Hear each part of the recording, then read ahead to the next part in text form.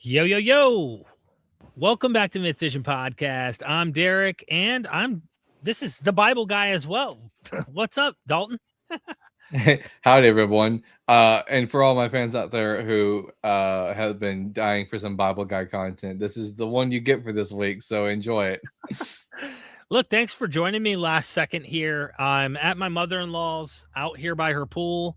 Forgive me on the atmosphere, and if there's any complications, I'm literally in a backyard right now outside in North Carolina. I got a blanket in case it gets cold, and hopefully some entertainment with Christians calling in to explain to us why we should become Christians. Last time we did this, we did really I had a lot of fun.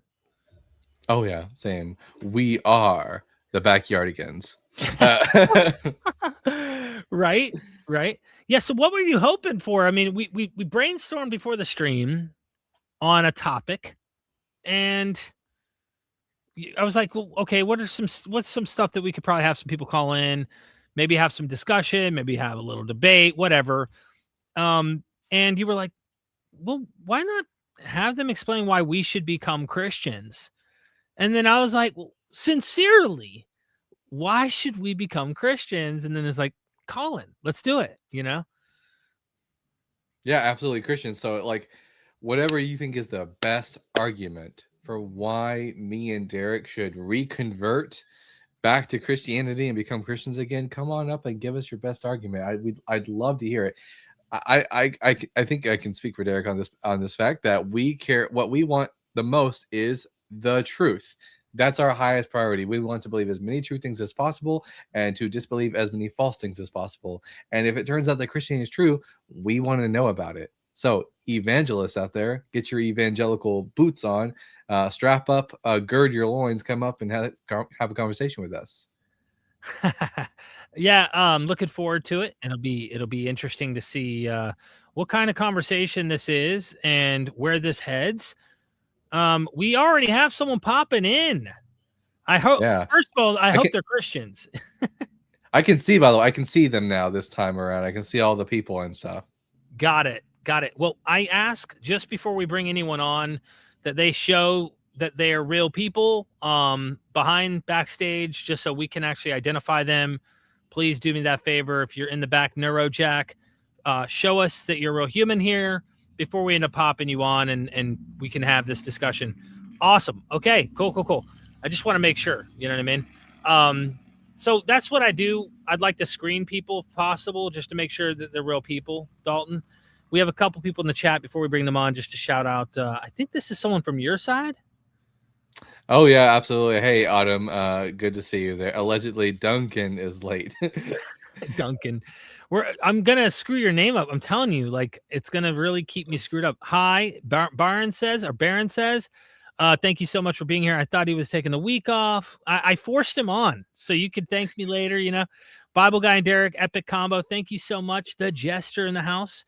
Heyo, shalom, yah. I'm happy without Jesus and Yahweh. Someone says, nice. Durbin is on. Welcome. Hey, what's up? Good to see everybody here. Christian. Okay. Dalton Morgan, someone said. Oh, I use a voice changer. Maybe that's what they're referencing to. And one of the voices sounds a lot like Morgan Freeman. Maybe that's what they're referencing to. Probably. All right. We got people don't know Derek. Yep. Nice to meet you too. To the Bible guys, viewers, audience. Good to see you here. I forced Dalton, so you have to somewhat like me. Okay. I forced Dalton to do this stream. All right. Good to see everybody here. I don't want to waste too much time. Let's bring on our guest. Neuro, what's up? Hey, how are you? How are you, Derek? Good. How are you?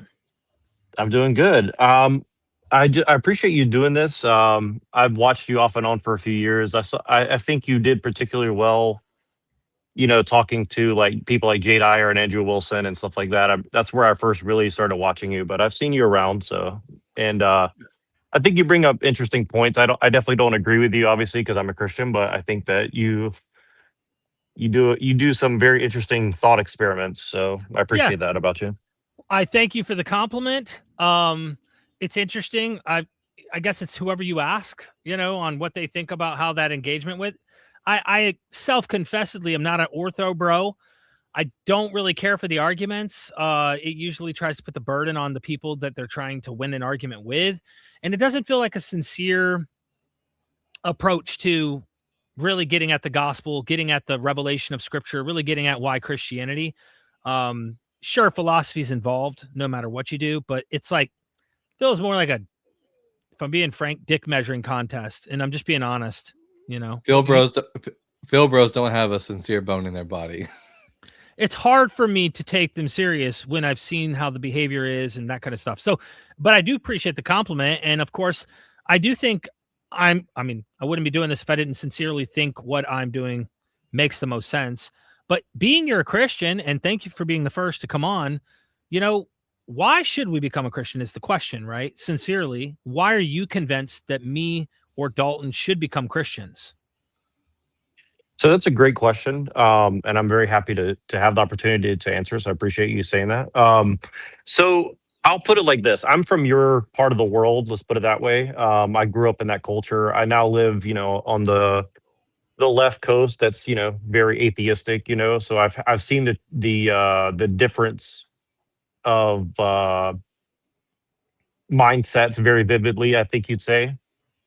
And I'll put it like this: like, I think that you could agree, at least in some sense of the word, that like where we come from in the world is a very special place where people do strive for morality, and they do strive towards certain higher level virtue, right?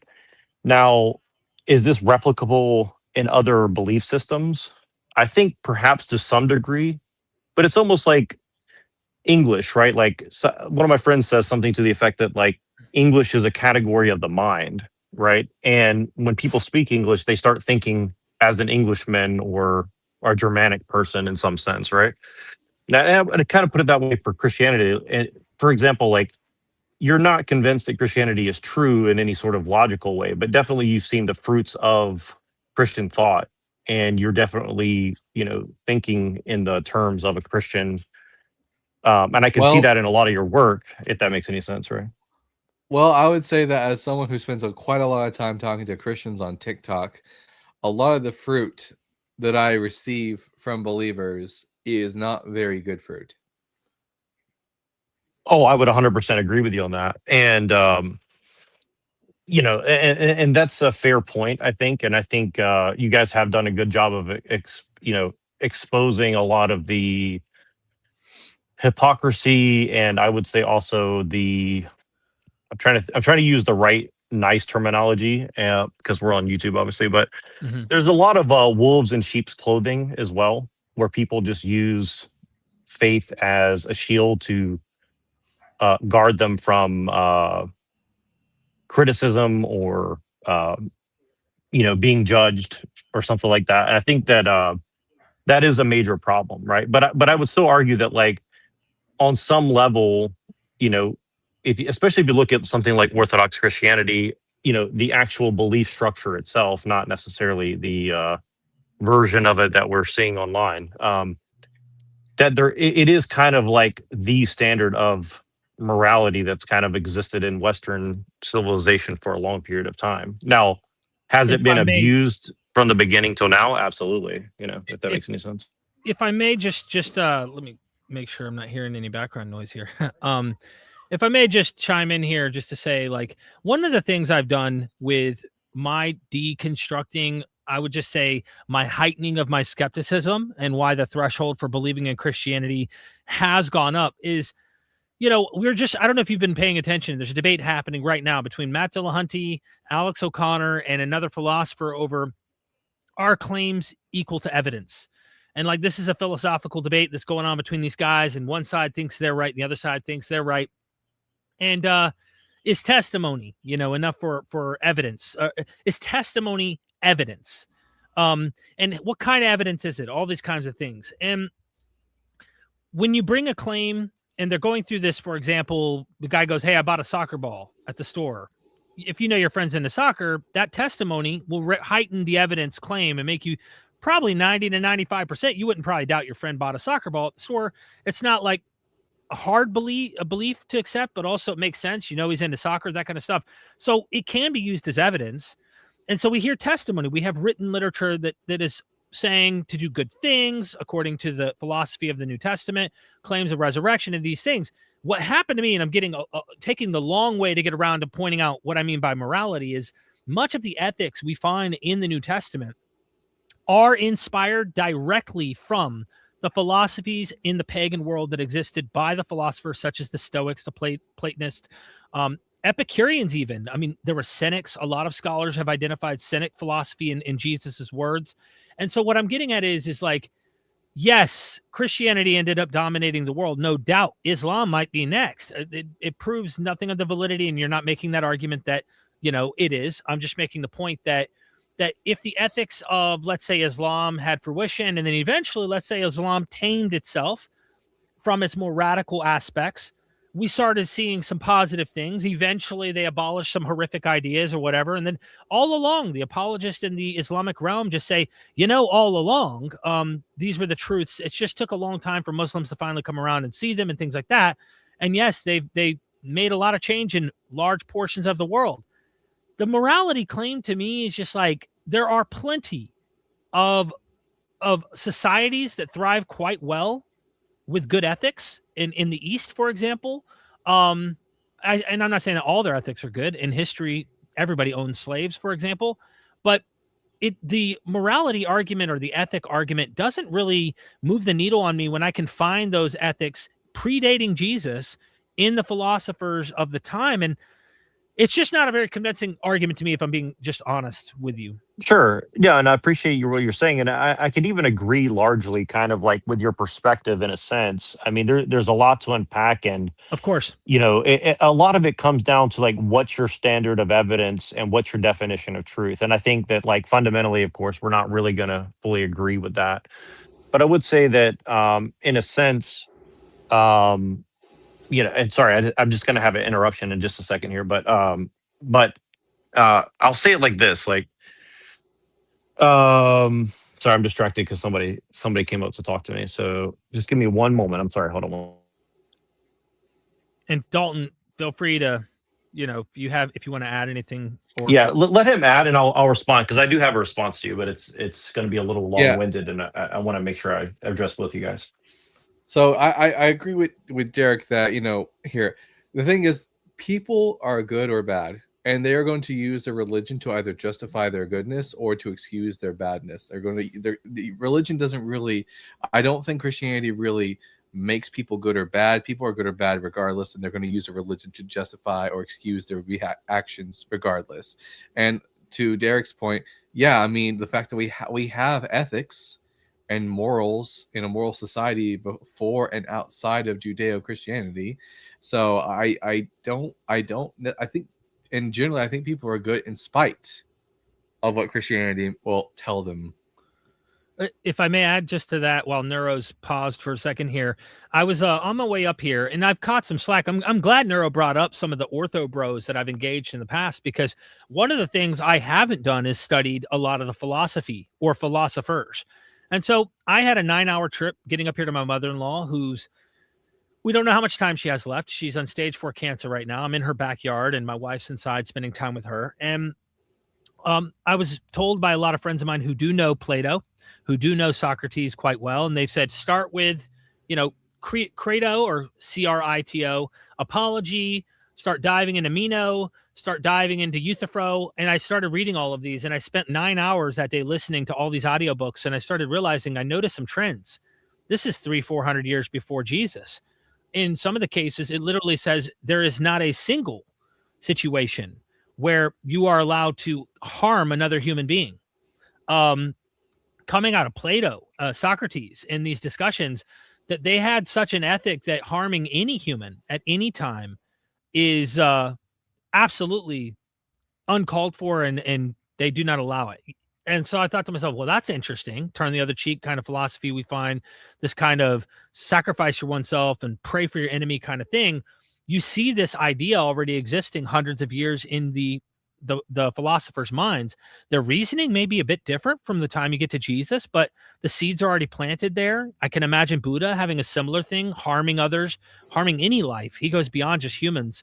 And all of these things, it just doesn't move the needle on the truth of it for me, because if it did, I would equally lay out, the other religious views and be like, oh, yeah, this is convincing to me, but the ethics one doesn't move the needle on the ontological belief of a religion. I think you can have a lot of religions teach good ethics. I mean, I know Mormons who are more ethical than evangelicals, and they would say they're false religious people. You know what I mean?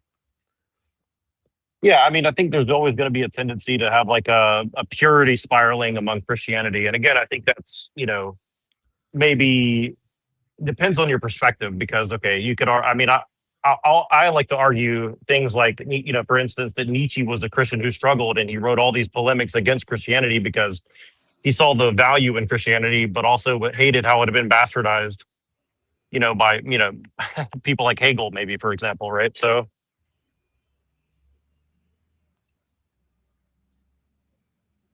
like I would say that, Hegel is like the father of like modern, heresy of Christianity, for example, right? So like, should we delineate like pre-Hegelian Christianity versus post-Hegelian Christianity, such as Marx? Because I mean, I would say that communism is basically a heresy of Christianity in a lot of ways, right? And I mean, if you want to get technical about it, I mean, Marx kind of said that in a sense, right? So, and I think that it is kind of a strength that if you want to like look at Christianity as a syncretic version of previous philosophies and stuff like that, then that. I think that is, you can make a strong argument for that. But to me, that kind of would like kind of strengthen Christianity. Like I particularly agree with what you're saying about the Cynics. I think that people often overlook that, like, Jesus very much sounded like an Eastern and Western version of Cynic philosophy in a lot of ways. And I think that's a very poignant thing that you point out, to be honest with you. I mean, it sounds like we could just take the ethics and leave all the, because like, again, I don't think there's really anything all that like unique to Christianity as far as its ethics are concerned. So I can take the ethics, and I don't need any of the religious aspects. Like, the question really at the end of the day is does Yahweh exist? Is the Bible historically accurate? Did Jesus resurrect from the dead? Was he the Messiah? Because at the end of the day, these ethics are not unique to Christianity. I'll tell you the problem with your argument, and from my perspective as a Christian. And again, this isn't to like demean you guys or belittle you, but like, you kind of just discard the concept of God from a Christian point of view, which, from your own argument, I think you could argue that it's a syncretic God or something like that, or a perennialist God or something, one of those two. I don't know which one would fit best. But you're kind of trading that God for the God of reason, right? This is kind of why I bring up, like, people like Kant or Hegel. Like, you're kind of just trading, I don't have any God. I don't have any. Yeah, you're kind of like worshiping reason. No, you're kind of saying like, well, I need to be able to reason things out in a rationalist, Descartesian sense. But see, this is the thing. I don't worship. Yeah, reason is a tool, but reason is a tool. It doesn't like epistemologically, ontologically, like exist outside of time and space, right? No, but I don't think anything does. Yeah, you think. See, again, you're kind of like in a solipsistic Descartesian framework of mind, which is kind of what we've all been put into by modern thinking. I can only believe things that I'm convinced of, and I'm not convinced that Christianity is true. And when I say true, I mean comports to reality. Yeah, but see, this is the thing, is that term doesn't actually really mean anything at the end of the day, And again, I'm not saying this to like belittle your position, but I think that which term? You're making a distinction between. You're not really making a distinction between belief and faith, right? Like, there's a difference. Like, faith doesn't require belief necessarily. I don't think. Faith is a type of belief. Like, you can live it. I don't think so. It's belief without. I think it's super. That's a very particular and peculiar definition. I kind of reject that, right? Yeah, I would just go to Hebrews 11 in terms of how do I understand faith, and the examples that are listed from those in the scripture, and they use the Hebrew Bible, happen to be in circumstances where all the evidence is contrary to the promise. So God promises something and Abraham's way too old, or Sarah's way too old, or the situation in front of their eyes do not seem to make sense with what he's promising them, and yet they're still having hope. So contrary to the evidence, they have hope. And the example in that, the faith hall of fame, if you will, with all the list in Hebrews 11, describes people having hope in cases where all the evidence seems to suggest that's not going to happen, but they still believe, or they still have hope in God doing those things he promises. So that's why a lot of skeptics you'll hear say faith is believing in things without evidence, because when you look at and maybe that doesn't sound right, because, you know, sometimes we're going back and forth and trying to engage and debate and whatnot. But when you just look at the face value of that Hall of Fame, a lot of those people have no reason in front of their eyes. We walk by faith, not by sight. Contrary to what sight is, we believe. And so this is why we look at it and go, okay, God's promising stuff. The evidence doesn't seem to contort to it until he fulfills that promise. And the example's already in scripture. So we're reading a story that's telling you he fulfilled his promise, when most of us question the historicity of those stories to begin with, as if they ever happened to begin with. So it's like, I guess we're getting off track of like, why should we become a Christian? I think we all agree there are ethics that we could find that are good or bad in all systems. I imagine you may not agree with that as far as Christianity because you are a Christian, but I don't think the ethics moves us the needle toward why we should become Christians and believe. There are other philosophies and religions that have ethical systems. So we're wondering, what other than ethics would you argue? Sure. Well, I would argue like this again. I think that, you know, to my knowledge, I think that, you know, if you want to look at it from a pragmatic point of view, which I think that's where you guys are coming from, which I think is another trap. But again, like I do respect it more than most worldviews. For me, it's not pragmatism. It's just simply like I don't necessarily care about if a religion works or it functions in society. I want to know whether or not the religion is factually true, if it comports to reality. Like I could, but you're putting a value on truth that, you know, ultimately you're still kind of arguing that, but you're still kind of arguing that it has some sort of, you know, practical or intrinsic value. Exactly, right. So it's still a subjective value that you're kind of like imprinting upon the idea itself. I can have ethics and morals without Christianity. At the end of the day, though, if I want to become a Christian, I need to be convinced that Christianity is true. And the way to do that is by providing evidence in favor of its veracity, not just its usefulness. Right. But so again, I'll just make a few brief points just to leave you with some, you know, thought experiments from my angle, because I think that's kind of what you guys are that's kind of one of you guys' strengths. So I'll put it like this. I would put it like this. I think that Christianity is one of the only faiths that allows people to kind of play golf between themselves and God, like God being like the golf course or life, and yourself as the player of golf, right? Like you usually don't play golf necessarily against the other people unless you're in a tournament, right? But ultimately you're trying to beat your last best, or at least find some sort of satisfaction out of the game that you're playing, right? And I think that that's kind of the perspective that Christianity brings to the world. I don't know that another faith does that. For example, I don't quite understand the analogy, but if you're making the claim that Christianity allows for one to have like a personal connection with the deity, I don't think that's unique to Christianity. I mean, I certainly do think it is, but let me explain briefly. I can get that in Judaism. Well, you kind of seem to get that from like scientism, right? Like you kind of think that like, well, by analyzing and measuring things, it gives you some sort of like connection to the divine, to reality that's superior to somebody else. I mean, you're kind of doing a simulacrum of that, I think. I'm able to understand the physical world to a better extent through science. I don't know what scientism is. Scientism's not a real word. It is a real word. It's the religion of like some solipsistic religion that a lot of people are in that they just can't admit to themselves. I'm not a solipsist. I think most people in the modern age are definitely a solipsist, whether they're aware of it or not, for sure. But again, I'm just leaving you guys with some thoughts. I But, think you this know. is I think what you're doing is what a lot of Christian apologists do, is that you have to sort of drag atheists down into the muck of religion. You know, like you realize that there's something wrong with religion, so you have to point fingers at us and say, well, actually, you too, you're religious, but we're not. I don't have a religious bone in my body. I you definitely are. I'm definitely not. I don't think that, but by every definition of the word of religion, I think you guys do fit it. And again, I'm not saying that to dig on you. I think it's there's not a single deity that I natural worship. to humans.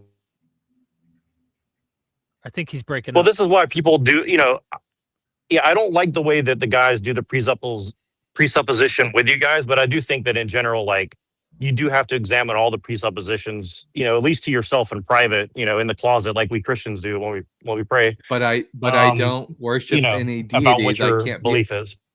I can't belong to religion. I don't worship any deities. I don't have like a. You do. The religion, the deity that you worship is the deity of reason. You think that reason is like some sort of superior thing that has ontology. Here's the problem. Here's the problem. Deity has meaning, and if you like extend the word deity to refer to not just like actual gods, but literally to anything, then it doesn't. But that's what you're doing with our God. You're trying to like drag God into reason when God is supra reason. No, that's kind of my point, right? It is. No, I'm just defining deity as a divine being. Like, do you think that we could ever? Let me ask you a question. Let me ask you a genuine question. Do you think that you could ever quantify or qualify the existence of the universe via any sort of reason or science or anything like that? Do you think that's ever possible? Do you think you could ever have the? Okay. I don't know. Say what? I don't know. I don't know. You don't know. So you think the universe is, as far as we could tell, basically infinite, and you think that there's some way we could possibly compute the totality of reality? I don't know. I can't see the future, but I don't know what scientists in the future will be capable of doing.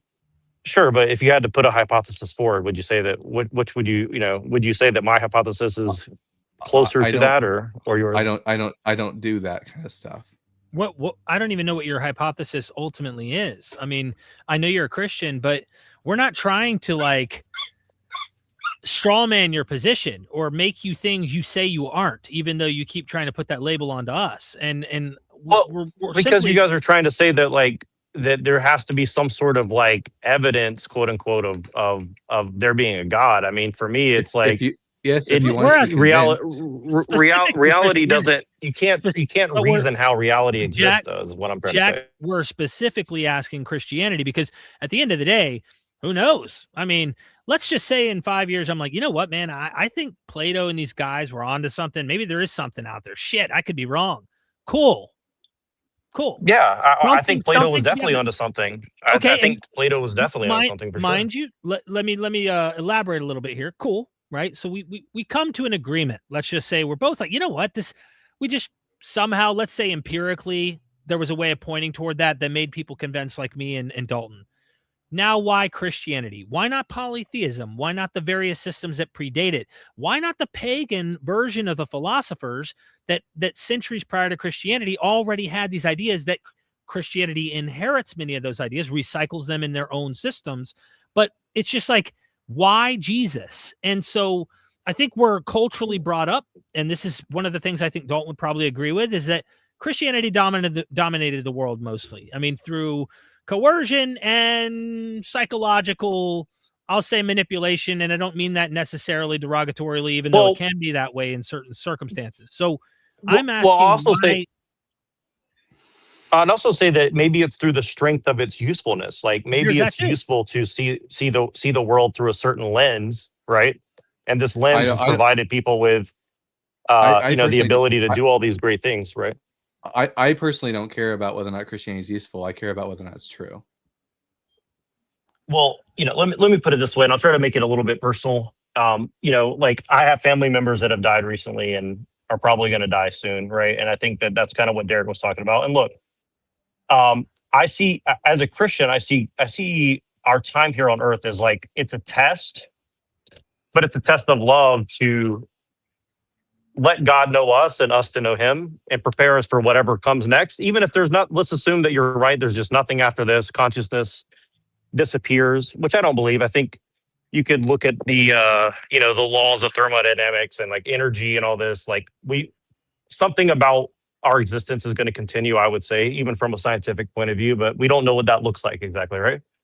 But I think that Christianity allows us the lens in which to take all that pressure off of, trying to be this like miniature, small d deity of reason, right? I think if I think people have become the slave to reason, in my opinion. Again, don't stop throwing around that word deity. It has a meaning, and as soon as we start making it refer to just anything could be deity, then that word is meaningless. Well, because you use it as an axiom. Because you're using it as an axiom that a word which means anything means nothing. And again, because you can't justify but you can't. I don't. And again,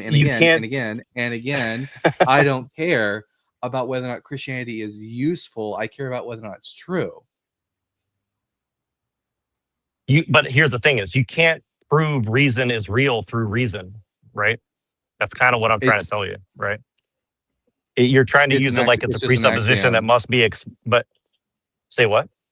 It's just an axiom that that reason, right? But axioms have to be justified. Reason is just what our brains do to make sense of the universe. The universe objectively exists. Right. So our brains. So if I, as a Christian, our brains notice patterns. Right. So if I as a reason. Right. And if I as a human reason that God is real, not in the sense of a deist sense of the word, then it's. I mean, if you want to quote a philosopher, I can quote Plantinga or Rene Girard or all these other people. You can go read like their stuff if you want, right? That's fine if you believe that God exists, Jack. I don't really care about that topic. I care about whether or not Yahweh exists specifically, and whether or not Christianity is true. Did Jesus rise from the dead? Was he the Messiah? I don't care about the moral arguments of whether or not you think Christianity is. At the end of the day, you and I just have different goals. You care about something which you think is useful to you. I just care about what is true, even if that thing is not useful to me. Well, I don't really believe in like a hard pragmatism, but I don't think that anybody can just value truth, intrinsically. I mean, that's kind of like a Luciferian, like I'm trying to make myself God so I can evaluate the intrinsic value of things, right? You really Jack, you really want us to believe in a God. We don't believe in a God, Jack. Not any kind of God whatsoever, and you keep throwing it around. I know this is going to sound disrespectful, but God is your daddy, and you just hate your dad. No, he's not my dad, Jack. Your word God doesn't mean jack shit. The way you use the word God, it doesn't have any meaning. If God means anything, then it means nothing. Jack, God is a supernatural being that creates the universe. Rules it. It is the source of morals. I don't think that thing is real. I don't have a deity. I know. I just want to tell you guys, I do love you. This is a really fun experience. I don't want to like end on a bad note because I do like you guys. I think that you guys are doing good work. As a Christian, I think that challenges to our faith are healthy, to be honest with you. So I really do encourage you guys to continue what you're doing. Well, thank you. And and I wish I could argue this better. I'm kind of distracted, unfortunately, but I really do enjoy talking to you guys. So I appreciate your time a lot. Okay. But we'll do these in the future, and hopefully you can come and we can address the specific topic in more depth. But again, I really appreciate you calling. We got someone in the back ready to come on next. Yeah, I appreciate you guys. Thank you. Thanks, Jack. Have a good one. I figure it's worth me just saying this, and I want you to unpack each time a caller might leave. This isn't to do it while they're gone because we're trying to. We can do this while they're on stream, but I do think it's important to kind of unpack each caller just to say, like, first caller, when it comes to truth, which that could be defined differently as well. Are we talking about facts? Are we talking about truth? Whole different thing. But it was Christianity that told me the truth will set you free. For me, in my mind, I thought truth equated to what reality was, and that's what we can test, observe, the facts on the ground, these kinds of things. And it was that motivation that honestly, through deeper, harder research, caused me to question it. it was through that philosophy of like truth. It's what's reality that you're ultimately going to find that's going to make you more convinced of this, and eventually led me away from it. So I don't know if you want to comment on that, and then we'll bring our next caller on. Yeah, I'll just say that the two worst types of arguments for me that are Phil Bros. We've already talked about this before the show. I hate Phil Bros, but also the moral argument for like Christianity being useful is never going to be convincing to me. It's because at the end of the day, I don't care if something is useful. I want to know. That's just my goal. My personal goal is I want to know what reality is. Right. Yeah, and again, I mean, at the end of the day, if we were able to actually show, like through lab tests, that the utility of this religion is actually overall helping all of the world, if they could show this in a test tube and prove it, I'm going to be honest with you. I've said this on a recent stream, and I know we want the truth, but I have said some edgy shit in saying, look, if the utility of a particular religion actually improved, I don't know how we'd even be able to show that. I would go with what actually was utilized utility-wise better for humanity, even if we had to play make-believe. Okay, I know that's a thing you may not agree with in my statement here, but I don't think it's true. I'm saying I would need the evidence. So if they could show the evidence, then I'd have to really struggle with something here and go, you know what? We're apes on a planet trying to figure this shit out. You know what I'm saying? So anyway, that's a whole nother, that's away from Christianity though. That's kind of like not really addressing the why should you and I become Christians from the facts. So anyway, let's get our next caller on. And if you're cool with that. Yep, absolutely. Awesome. All right, cool. The real duck's in the house. What's up? Hey, what's up? Good to see you guys. Hey, welcome to Myth Vision and the Bible Guy. Yeah, thank you guys. I was very excited to see you guys streaming together. I watch your verticals, Bible Guy, and Derek. Obviously, it's cool to see you around tacos. Cool to see when Myth Vision goes live. Thank you. So I imagine just up front, you're a Christian. I was raised Catholic, right? And Okay. so I've done and like I'll write philosophy if it ends up being natural. I'll write that stuff, right? But yeah, I wouldn't say I'm very far from being anti-religion, if that makes sense. Okay. Well, we're looking to see why we should become Christians. And I don't know if that's what we're like trying to keep the topic on as much as possible. So are you trying to convince us why we should become Christians, or did you have something specific you were trying to bring up briefly? Because we're trying to get people to kind of argue why we should be Christians. Why should we believe this, Yeah. So I think I can convince you guys. I mean, I don't know if you need to be Christian, but okay. So here's what the argument's like, right? If you read the book of Psalms, any of the Bible, like one of the consistent themes is just the weakness of the flesh.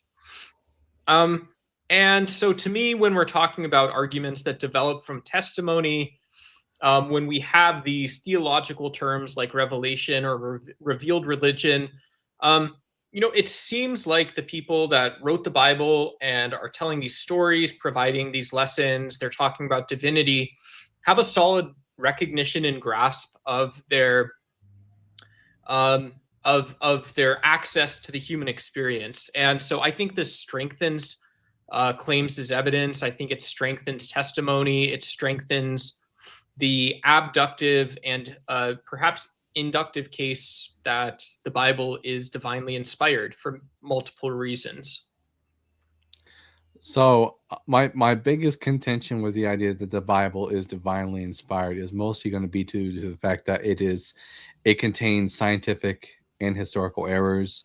It makes a lot of claims about Jesus being the Messiah, often misquoting and taking the Old Testament out of context in order to make that point seem more valid. And then when it comes to the resurrection, we really don't have any eyewitness testimony to the resurrection of Jesus. Yeah. And so I think when people take, these phrases like by faith alone and say, well, look, there is a strong historical account for the Bible and stuff. where there's a historical interpretation, right? You have you can do exegesis, there's philology, and all this other, this fancy stuff, whatever. It's all BS. But I still don't think it takes away from the fact that, the reason this isn't like why isn't it the case that a wrestling camp, right? This is my argument. Why isn't it the case that a wrestling camp or a Navy SEAL training is producing divine writings, right? Most often, if you follow like Sun-Kissed Kids or any of the you follow like jujitsu buses, these people doing really hard things, talking about weakness of the flesh, produce a bunch of nonsense, right? It's all nonsense. It's slop content. And yet with the Bible, we have a religion that's supporting over 1 billion people around the world. I think that's something that's profound, and you have to be able to explain it. The historical argument is one thing, but that doesn't take away from the belief that you can form in a justifiable manner from those books. You do recognize that there are holy texts outside of Christianity that point to the weakness of human flesh. Yeah. That's cool.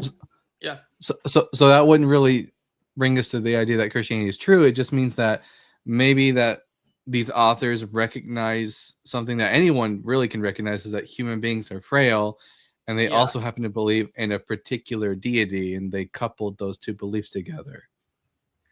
Okay, I mean, so that's one interpretation, is that people believe in a deity, right? And so there's no outside or vertical cause that creates this sort of singular interpretation that you have religion as truth. However, that doesn't change the fact that, imagine if you see an analogy that I think makes more sense in this case is if you have a singer, a masked singer in Times Square, and they gather a crowd of 100,000 people. I think you'd be safe to assume that this is probably a famous person. This is probably a famous singer. They're probably classically trained. There's a reason that 100,000 people gather for this person, right? That's not that controversial, I don't think. And so I think in theological terms, we're still just talking about strong testimony. We're not talking about we don't have to talk about causation. We don't have to talk about the actual state of affairs in the universe yet. We're just wondering if this unexplained experience possibly has a divine or supernatural explanation. And I think more people agree that it can, or it does. Is there something in particular in regards to the Bible that you're pointing to that you think the testimony is strong enough to validate? I would say the presence, if you want me to make it stronger, I would say the presence of not just weakness of the flesh, but also these situations that seem like realistic or historically coherent, large moral conundrums that don't seem to have an apparent solution that most humans can find. It just sounds like myth making, though. I mean, when we talk about the Bible, I mean, people recognize it seems more parsimonious to me. People recognize that human beings are frail and fragile and full of troubles. These people believed in a certain deity or deities, and at least in one case, the ancient Israelites didn't believe in just one God. And then on top of that, they created myths that were meant to explain the human condition. Yeah, I mean, I don't. That, to me, that starts sounding like the centrality is more based around presuppositionalism. I'm not trying to go over your head, but it just sounds like, if you say, oh well, one possible explanation is myth making, so it's probably myth making. That's not actually engaging. I won't say it's not engaging the hypothetical, but I just don't think that it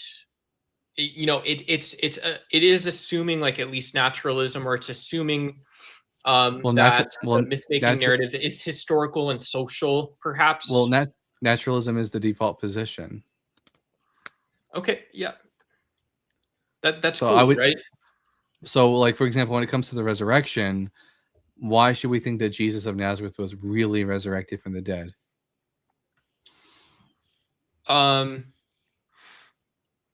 Yeah, so why I don't know that you have to believe, like I'm a former Catholic, right? So you're not going to get it out of a Catholic's lips that you have to believe in the resurrection, but I don't think you Yes, have to believe in that's the yes, resurrection to yes. get theological I, value out of it. I'm an ex-Catholic. You do have to confess that Jesus resurrected from the dead in order to be Catholic. That's part of the Nicene I Creed. understand all that.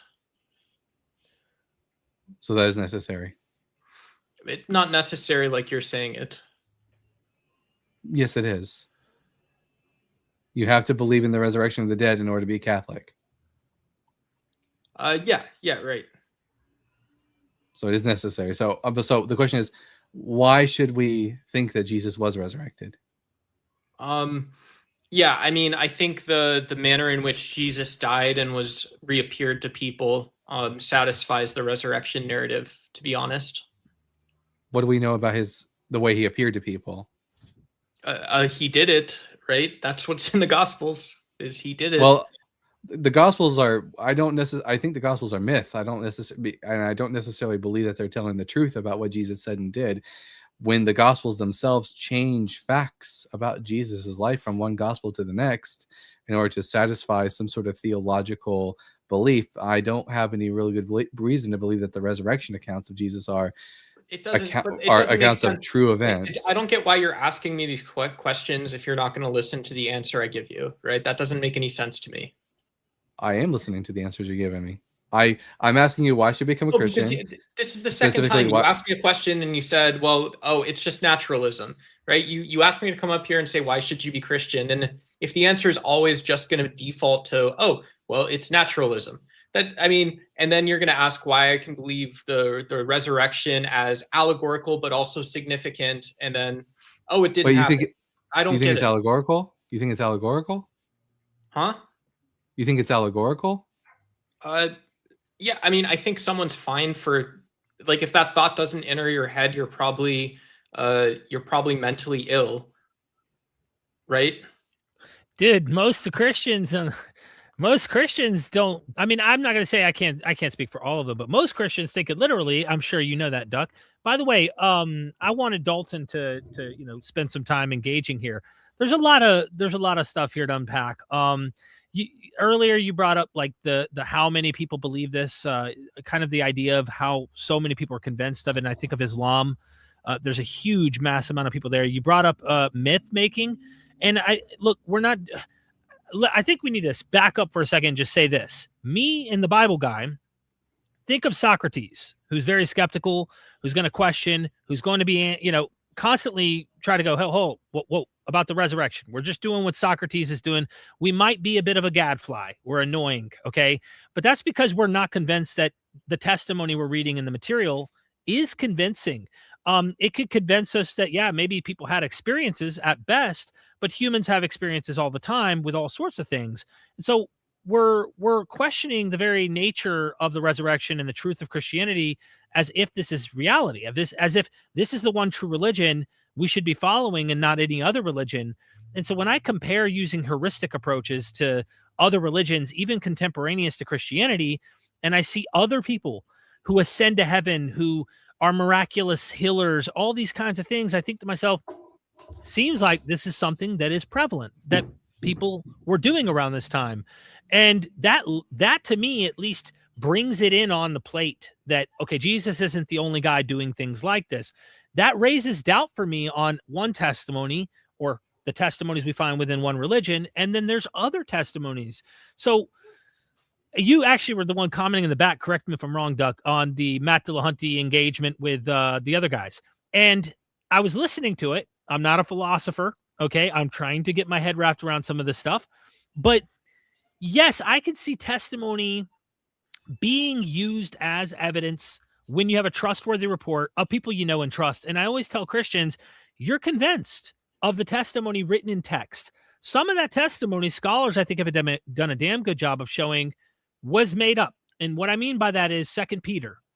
It's even non-evangelical Christians often look to 2 Peter and say, this is not written by Peter. And in there's an eyewitness claim in 2 Peter chapter 1. He claims. Did Derek freeze for you? Yeah, he did. I'm sorry, the internet's not the greatest There we out go. here, guys. Can you You're hear good. me? You're good. No, you're good. Yeah, But everything's good. I should probably stop after just saying 2 Peter 1, for example, is a pseudepigraphical writing, not really written by Peter. Claims to be an eyewitness on the holy mountain, quoting Matthew. It's dependent upon Matthew, but even non-evangelicals, Eusebius and others, questioned its authenticity. So when you have fabricating eyewitness accounts combined with supposedly authentic eyewitness accounts by Christians, and then you find out Christians weren't the only ones claiming to be eyewitnesses of things. Asclepius and others were also claimed to have eyewitnesses, and Celsus. I just look at the history, I compare it, and I go, man, I'm not convinced. I'm looking at it going, there's many humans making claims, having experiences. But Derek, Why if this? if you have one, so I think it's cool to engage the actual myth making case, if where you have felonious writings. But if you have one of these stories where it's like, wow, this is really unlikely to have happened without divine influence. It's very unlikely to have happened to produce this type of writing without divine influence. It's the case that you don't need actually all of these, right? You can say that this is my holy book. Someone can take that and mean it. And there's a reason they might say that, but you can still have just one event that actually has historical significance, which was not myth making, and that satisfies the condition to validate either Christianity or the notion of the monotheistic God, whichever one you choose. When it comes to the resurrection, though, all we have are these anonymous gospels that don't necessarily correlate with one another. They do contradict each other on important facts about Jesus, and we have Paul, who says that Jesus appeared to certain people, which is, I mean, we have several examples of people who are grieving loved ones, seeing their loved ones after they die. We call these bereavement hallucinations. The question is really, why should me and Derek think that Jesus really physically, unless you don't think he physically rose again for the dead, because I'm not quite sure. Do you believe that Jesus physically rose from the dead, or do you only believe it's allegorically true?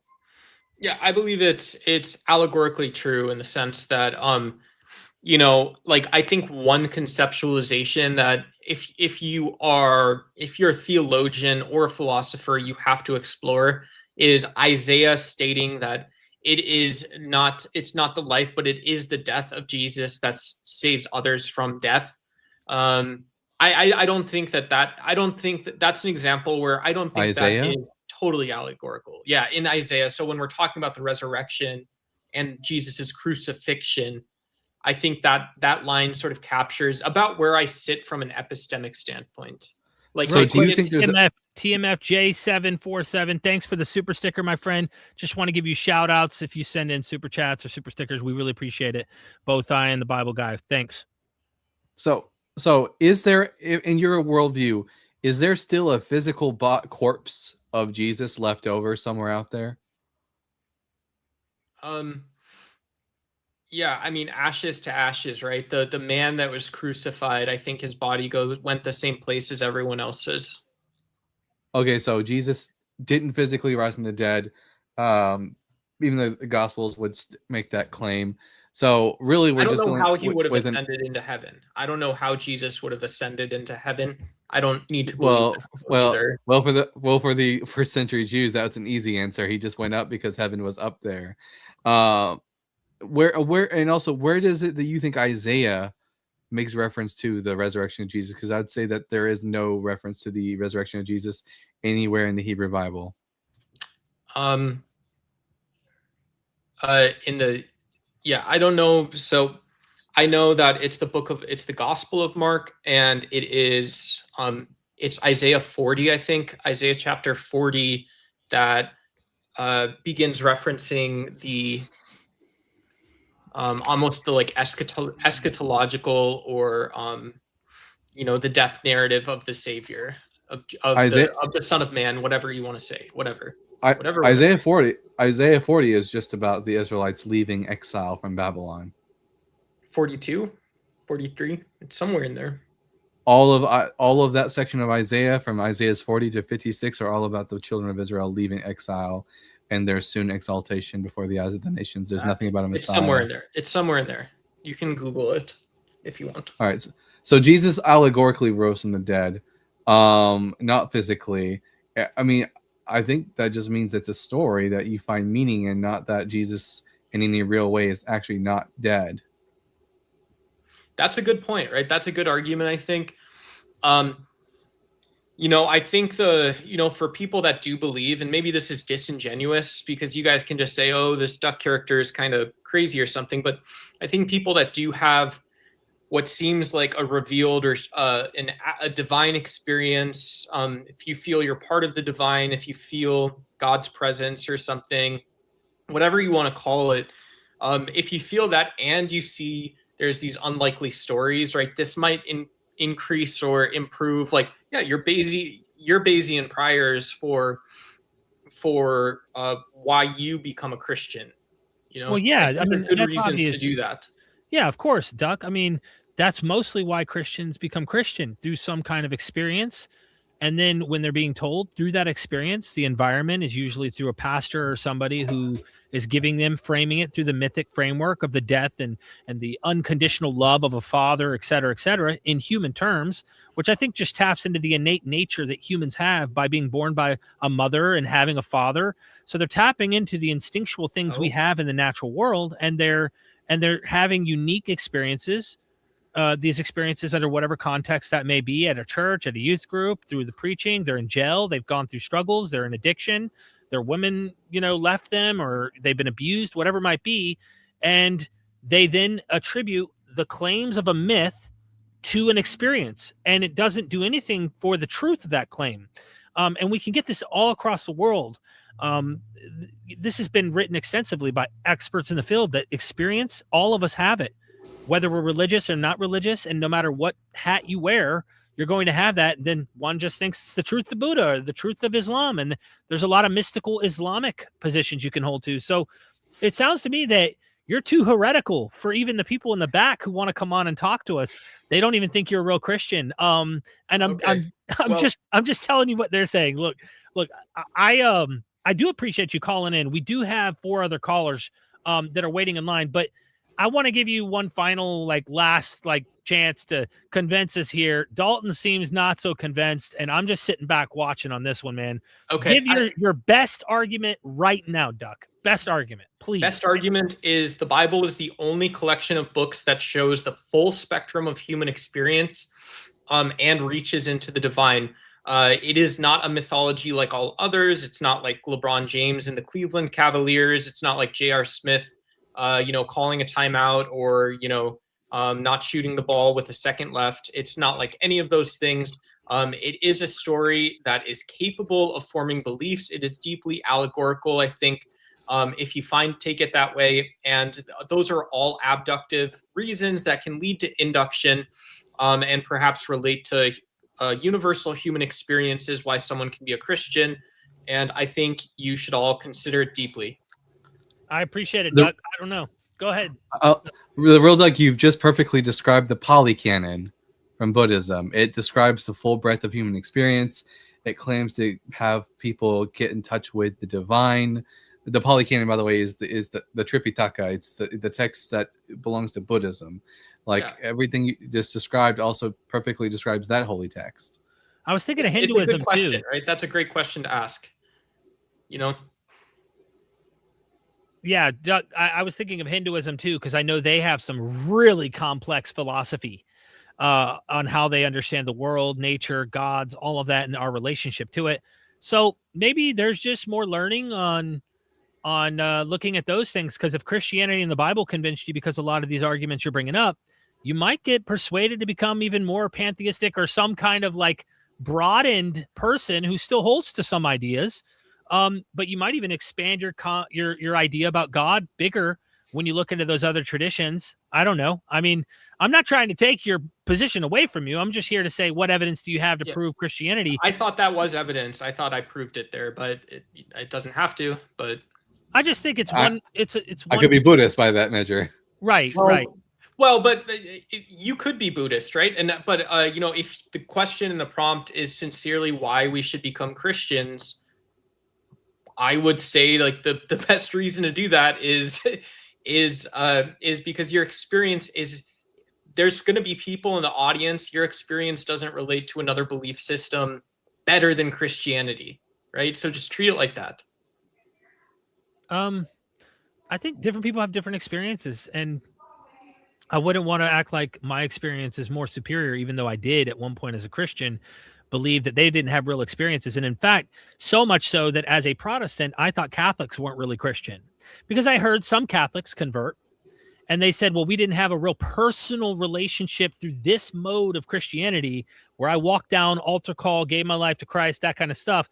And other Catholics were offended by it and saying, what do you mean? I authentically believe, I cherish my religion, I go into church. And so I just think dismissing people's personal experiences and grounding your ontology in that experience is natural. I'm not knocking it. I just don't think it's, if we're arguing ideas of what the facts might be, I don't think that's the best approach, in my opinion, because there's a plethora of experiences out there and a plethora of different conclusions. You're always going to be stronger than me on that type of thing. But I do think when we have people like Matt Dillahunty come into the conversation and they invite the claims that are not evidence conversation, well, you know, it is the case that people can make claims about who the people that actually lived and wrote the Bible were and what those stories are about. And I do think that they're never going to breach historical evidences or like fake historicisms. But they do come pretty close, right? They still have that element of conceivability or believability of testimony, right? So there's still those inroads that are going to exist. Yeah, if I were to boil down, and I think we should wrap up the call and get to our next one. We have several callers waiting, and I'm trying to be as gracious to them as possible. If I were to be as still man as possible, and I know Matt and them are going back and forth with real philosophers, like these people are like PhD candidate, really know their philosophy. I agree with Alex O'Connor and the other guy, Joe Schmidt, on that claims such as testimony can be used as evidence, but I think what ultimately, if I were to like have a conversation with Matt ever, if I really boiled it down to it, he'd go, I'm just not, it's not, to me, those are not convincing testimonies written 2,000 years ago in a book that is surrounded by legendary material and such. I'm just not convinced. And I imagine if it came down to that and he was willing to say, maybe Joe and them are right about this to some degree, these testimonies don't move the needle for me, I would be able to come in to give you alternative testimonies and alternative eyewitness claims and all of that historically from other religious claimants. And then that to me would put it on equal playing ground to go, well, who do we accept? You know, why this one and not all the others and stuff? Well, this one was successful. Those went extinct. Islam hasn't gone extinct. It's growing. And I just would say, like, it doesn't prove the truth of it. Anyway, Doc, I want to let you have the final word before I wrap things up. I appreciate you calling in. No, I don't have anything. I saw Robyn in the audience. And like I said, I like watching you guys. So it was fun to talk for whatever, 20, 30 minutes this was. It's cool. Thank you, Doc. Yeah. All right. Have a good one. Okay. Super chats. Got to hit them. I hate leaving people hanging. TMFJ747. Again, thank you for the super sticker. Looking out, keeping the lights on here. Space Wizard, thank you so much for the super chat. Eschatology equals scatology. This is like, oh, that's a good one. Wade Rogers in the house and is a member of the channel. Thank you, Wade. Jesus went to heaven the same way Romulus was taken to heaven by Mars, his father. Plus, he appeared to humans afterwards like Jesus appeared to Paul. Same myth, different names. Thank you so much, Wade. That is an interesting one. However you want to slice that up, that people appeared according to stories, whether you think they're historical, mythic, legendary, however you want to slice it, appeared to people post-mortem. And people had great commissions from Romulus as well to go and tell all of Rome and all that kind of stuff. So, Wade, you rock. Thank you. Did you want to unpack that caller real quick, briefly, before we get to the next one, Dalton? All I gotta say is I'm convinced I should become Buddhist now. All right. Next in line was Toronto, and then Laszlo, and then Ezekiel. Forgive me if I butcher your names here. Just so you know the order. Hang out. If you leave and come back, you've lost your order. We're doing first come, first serve, and being as fair as possible. We ready? Absolutely. All right. Toronto, welcome back, man. How are you? How are you, Derek? How's it going? I'm good, man. How are you, Bible guy? Howdy, partner. Good. Toronto, are you a Christian? Yeah, I am. You would be surprised to find out that I am in fact a Christian, sir. I just wondered if you liked Roman crucifixion because you got a cross behind you. That's Well, you know, we use it to represent our Lord and Savior. His the most famous crucifixion of all time, which Yeah. is a good reason to believe it. You know, why should this poor preacher from this backwater of the Roman Empire become the most famous crucifixion ever? You know, of all the millions of crucifixions in Rome, how many You can can thank name, Constantine huh? for that. You can thank Constantine for that. Maybe that's the only question. But then why did Constantine convert to it? You know, why does that Oh, religion take over the Roman Empire? You can thank his mom Utility. for that. It and also utility. It had usefulness. It was that between that or the invincible sun. And Christianity seemed to have the utility, even though he had to twist it into a way that was contrary to the teachings of Jesus, which he would have never been pro-war. Not as far as a lot of the teachings seem to imply turn the other cheek, these kinds of pacifistic elements, but just war theory starts to come in, of course, and they try to make sense of it. So you is that your argument? I'm curious. Well, I was going to talk about the fact that the Jesus, his death and resurrection, is a historical event, and it's got good evidence for it, and it presents God as the creator of moral truth, and so it's like it provides like these useful things for us in daily life. So I agree with you really that the death. I agree with you that the death of Jesus is historical. I think Jesus of Nazareth was crucified by the Romans.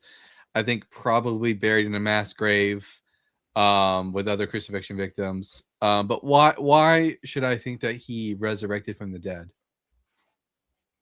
Well, there is the evidence of Paul's writings and the other gospel accounts, and it's hard to explain all these as just. Pardon? Would you like to start with Paul? Sure. Okay. Yeah. This is the First Corinthians account, right? It has all those witnesses named. 1 Corinthians chapter 15. 1 Corinthians chapter 15. Yeah. Paul says that Jesus appeared. He uses the Greek word opthe there. He appeared to Simon and then to the 12 and then to 500 brethren all at once. The question is, what is the nature of that appearance? In what way did Jesus appear to them? Did he appear to them physically in the room with them? Did he appear in a sense that they merely felt his presence in the room with them? Can we know by reading Paul's letters what he means by appeared? Well, I would say he means by what he means by appeared is that he appeared as a living person, because he refers later in the chapter. He talks about how that we're all going to rise in that same way as incorruptible bodies. So it's like a physical resurrection. And also, I don't think Paul does describe a physical resurrection. I think he describes that, there's the body that is buried, but it's not the same body that is raised. He uses the analogy of like a plant coming forth from the seed. We would never say that the seed rises, the seed stays buried, it stays dead, and from it arises the plant. I think that's the image that Paul is trying to make. Not that Jesus Paul never describes Jesus' resurrection body as flesh and blood, but as but as pneuma, as spirit. Yeah, it's raised a spiritual body in the sense that it's an incorruptible body. That's what he's talking about. Not that it's a literal spirit. It's a spiritual body, right? It's not a spirit, but a spiritual body that is an incorruptible body. He's comparing it to the natural body to the spiritual body, right? He would have been aware of the gospel accounts on those things too, like Jesus eating. Well, I don't think he would be aware of that because they weren't written down yet. We don't get the first gospel until at least 70 CE. Yeah, he would have met those writers though. He would have met them. Peter. How do we? Well, we don't. James. Well, we don't know. We don't know who wrote the gospels, and we don't know that Paul would have known them or even been aware of them. I mean, when Paul gives us a list of the people that Jesus appeared to in order, the first person he mentions is Peter. He doesn't even mention Mary Magdalene. He never even mentions there being an empty tomb, only that Jesus was buried. It didn't say in what manner, and that he appeared to Peter first. Mhm. Yeah, we know he would have mentioned them because that's just the way the ancient world was. They respect the testimony of men more than women, right? And this is the same thing. People bring up that idea of the criterion of embarrassment, the idea of why the gospel accounts refer to the women finding him first. Well, that's It's easy because they want to speak the truth. They don't want to. They don't care about telling it in a way that's believable. They want to tell it in a way that's true. Oh no, you would tell it's a way that's believable, because if you want to create a narrative where Jesus is laid in a tomb and then someone finds his body, the person that you would logically have find his body would be a woman, because it's their job to go and take care of the bodies afterwards. Also, when it comes to embarrassment, the people of the first century, they don't care about whether or not something is particularly embarrassing. In fact, embarrassing facts about deities sells better. Because, like, for example, fratricide, killing one's brother, was considered abominable in the Greco-Roman world, and yet they taught that Romulus killed his brother Remus.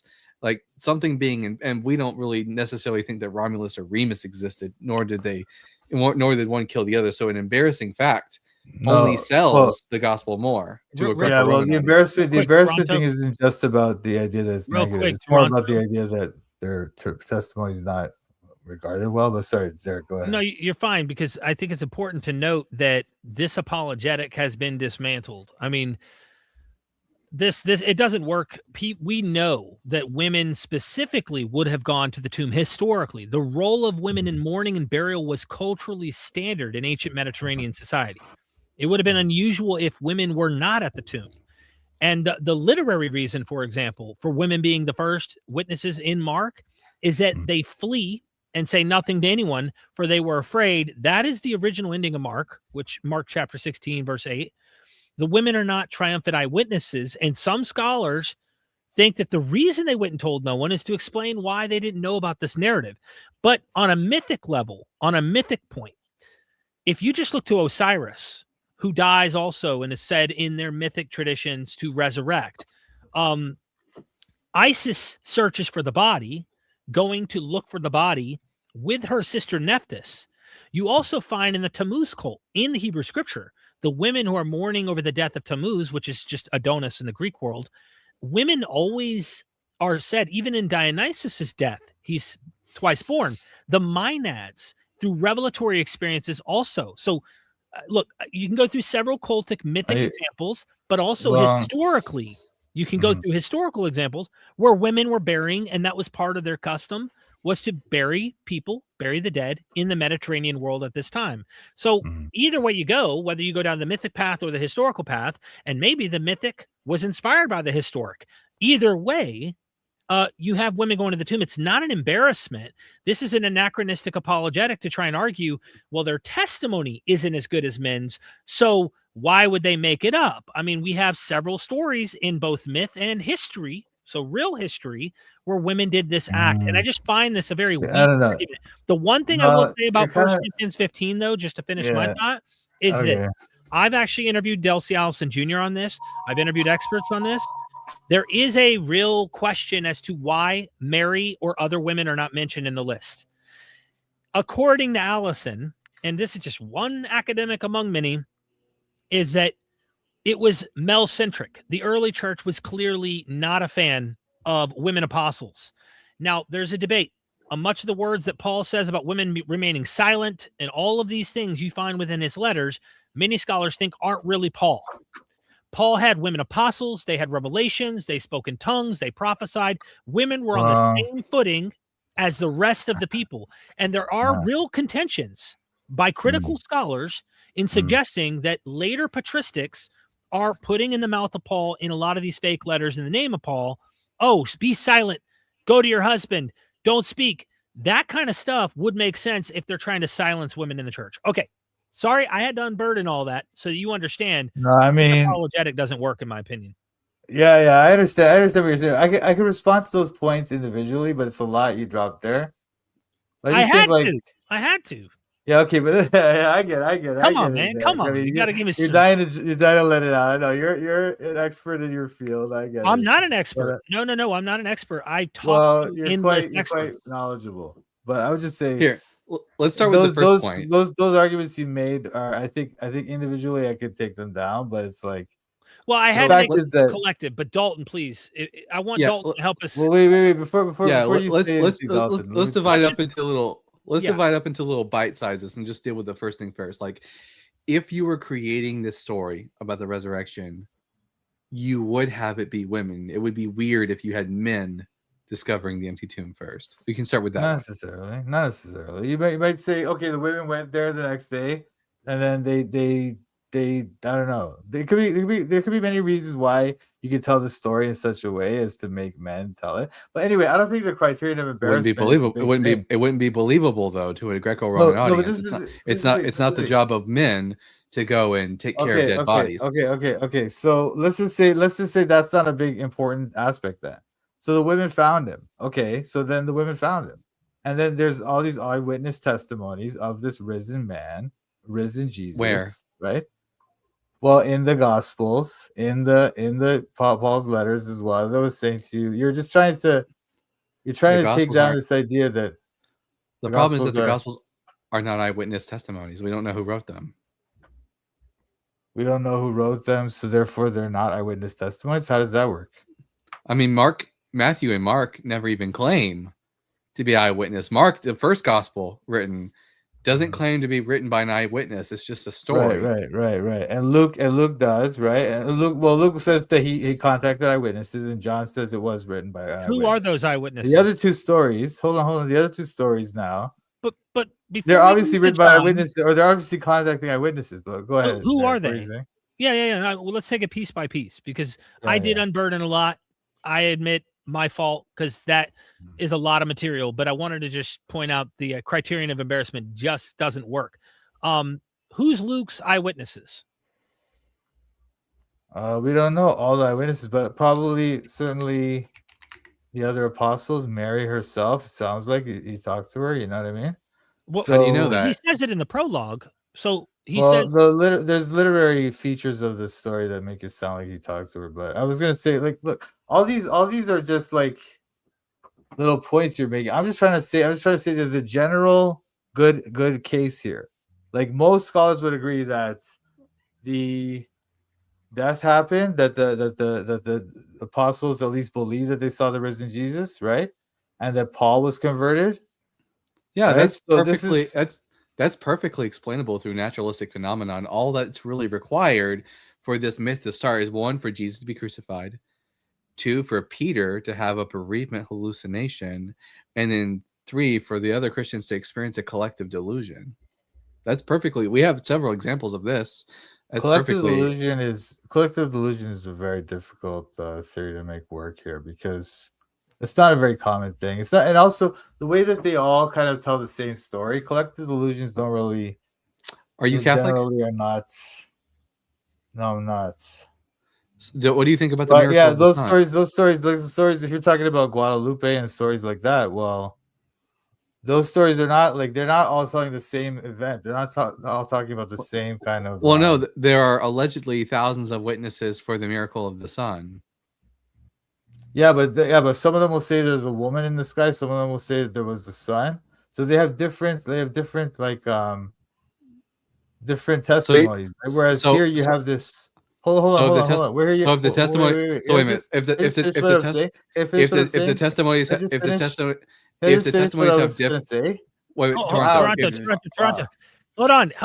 You gotta let Dalton also Okay. jab in because you don't want me to unburden like I just did, and you're not able to answer everything. Dalton's got to Okay, but press. I just wanted to finish my point, but okay, fair enough. Okay, go ahead. Dalton. You made an important point.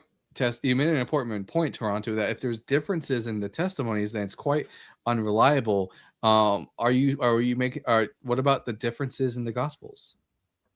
They're very minor, and we can discuss those as well. I don't think they're contradictions as you're claiming. The differences in the Gospels are not comparable to this, where some people see a sun or a brightness in the sky. Some people see a woman, Other people see like there's very vastly different testimonies from sightings like Guadalupe and things like that. And What about this their is like women? by the way, The this is like women went and over a told period no of time. one. What about the women went and told no one, and then the very next gospel says they went and told everyone? Well, Derek, Completely opposites. I would disagree with you that Mark ends there at 16. So you Oh, think the oh, I can extended? prove it. Oh, you don't think the ending? No, the you can't prove it. Like, look, don't get into I all can- this. I Like, I can. think you just Yeah, I distract can. me Here, from the let me- point here. Here, No, let me go what to are you going to Mark prove? That chapter Mark ends at 16. 16a? You're going to prove that? How Well, are you going to prove that? Yeah, early- by going the to the oldest manuscripts. Yeah, the Oldest oldest manuscripts always isn't have proof. it. Oldest manuscripts It's doesn't mean that they're the best. so there's no manuscripts early on that have it. No, wait, Derek. Number Derek, two- you're not understanding textual criticism, how this works, okay? The I'm not text that- understanding. Yeah, the texts that have them, the older texts, right? Such The as oldest texts Alexander. do not have them. Do not. I know. have them. I understand that, Derek. I understand that 100%. Okay. Okay. What I'm saying to you is that doesn't prove that those texts are better or that they have the correct. It shows you narrative. there are traditions that are earlier than our physical evidence suggests, where there is no longer ending. There's no 19 or 9 through 20. There is no 9 through 20 Yes. verses. That is Yeah. a evidential observation all three of us can make and go, you know what? Someone added this on. Then if you add in linguistics, No, not adding- necessarily. Derek, not hold on a necessarily, second. no, but I'm saying that's why we can look at it and go, this is convincing. Why? I don't think it's convincing. Look, the narrative, Wait, the how do narrative I- is well, weird. how To do end off I- the narrative right there is very strange. I'll pull up. One It second. makes the whole Go ahead, the Dalton. whole story of the book just sounds weird at that point. No, it doesn't- well, it's it just- doesn't. It it's doesn't. not very It good. doesn't. Well, let's not talk about weird because the whole book is weird regardless. There's a weird. No, from- as a from the- narrative, from as the a per- narrative. from the It's a yes, very as a narrative. well-crafted From narrative. as a narrative from someone who has a background in Judaism, the Gospels are weird regardless. Yeah. But if we take a look at here, can you pull up I have Oh, Mark. you have that. Sorry, let me pull that up. Yeah, go ahead. There we go. Oh, there we go. This is the Gospel of Mark. This isn't like it's not like it's like torn up, and therefore it's like, oh, maybe it had a longer ending, but it's just damaged. This is like a really well preserved manuscript here, manuscript 3, and it just ends in verse 8. Okay, which- yes. Why don't they have any of the? Why is it that I don't up know, until but the it's 4th interesting- century they just end at verse 8? No, it's not. No, we don't know that it's up until the 4th century. We don't know that. We What do. We know we is do that. We do no, know that. No, we do not. We do not know that. What we know is Every evidence- single hold- manuscript. Excuse me. Every, Stop every interrupting me. single. Can I well, please every make a point? every Can I please make a single point? manuscript Wow, prior to dude. the 4th Wow. century CE does Ridiculous. not contain the longer ending. Yeah, of they Mark. don't have any manuscript evidence of this before. Anyway, all they have is just a few, like a handful, literally a handful. And none of them have it. manuscripts with these, right? Yeah, but none of them No, have what I'm saying, and they're all from Egypt. They're all from Alexandria and that Alexandrian tradition. Okay. Every The other single ones- one of the manuscripts you're saying that are early that exist at all are only from Alexandria. No. Yeah. The ones that don't have the ones that are early and don't have the Mark ending, the late Mark ending. Only they're from all Alexandria. They're all from the Alexandrian Up tradition. to what Every single year? one of them. When do you say that the earliest manuscript tradition inserts verses 9 through 20? And this isn't I even. think no. looking I at think text. 9 through 20. I think 9 through 20 is original, right? But what I think is that the Byzantine tradition, right? Why would they which remove it? preserved that. Because I don't know what happened over there. Maybe they had low grade qualities. For example, those texts, the text he just showed you, Uh-huh. and the other That was text, high quality. That was a high. Aleph, That was a high quality Aleph- manuscript that I just excuse showed you. me. Aleph and Sinaiticus are both rife with errors. However, when you look at the Greek, the Byzantine tradition, right? Those manuscripts, they're like so pristinely copied. Derek, they have The one errors, of course. The one I just showed you is pristinely copied, and it But- doesn't contain the No, it long isn't. ending. What was that? What was that? Sinaiticus? Was that Sinaiticus? What was it, Let's Bible see. guy? Let's take a look. What was the copy you just showed me? Was it I Sinaiticus think or not? that looked like it could have been, but I'm not sure if it's I'm not sure. Anyway, But I do want to those say Alexandrian ones, man, they're full of errors. They're thousands of errors, dude. Whereas Mhm. if you look at these Byzantine copies, right? They're pristinely Oh, yes. copied. They have some errors. There are no That's errors in the Byzantine copy. I didn't say that. I did not say that. I did not say that. Do not put So words in my mouth. Toronto, real quick, I want to look internally at chapter 16, and I really, if I'd have known this would have come up, I'd have done some brush up on some material here. But at the very beginning of this, in verse 2, very early on the first day of the week, he already gives you the time of the week, right? We know it's the first day of the week, okay? You scroll down, he is risen. They went and told no one, for they were afraid. Scholars have noticed this weird insertion. When Jesus rose early on the first day of the week, dude, you just said it was the first day of the week, like literally 7 verses earlier. You don't have to say it's the first day of the week again. And there are so many things in this 9 through 20 that critics, scholars, academics, when I say critics, I'm not talking about atheist agnostics. I'm talking about textual critics who know this material in Greek, have identified and said, this literally is an insertion added later with awareness of the book of Acts. It knows about the snakes and stuff that's going on. It's not anyways. This is important data because you just said like as if we don't have evidence to really suggest why this was inserted. No. What I'm saying to you, okay, look, even if you don't believe in the final ending, that 6 and 7 there, that ending, or 6, 7, and 8 there, implies the resurrection. You have the angel there saying that he's going to rise, that he's risen, etc. Right? Of course, it's saying his body's out of the tomb.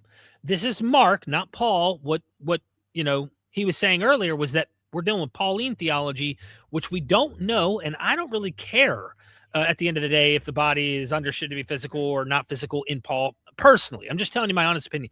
I do know that Steve Mason, James Tabor, other academics, brilliant, do think it's a pneumatic body. They do not think it's a physical body. They do think it's a transformed body. And so much so that even James Tabor thinks that the corpse could have been there and they would have still believed he rose from the dead because it was pneumatic, not about the flesh. However, Mark does have a body missing from the tomb. And so, yes, it's implied that he has an apotheosis. He has been taken up. He has gone up in some way, shape, or form. The fact that his body's missing in the Gospel of Mark. We don't read this material and walk away going, yeah, I'm convinced of it. The same way I would read Apollonius or any other mythic claim. We were talking about earlier with Romulus ascending to heaven and an eyewitness who swears that they were actually visited by Romulus after he had gone up to heaven. I'm not moved by it.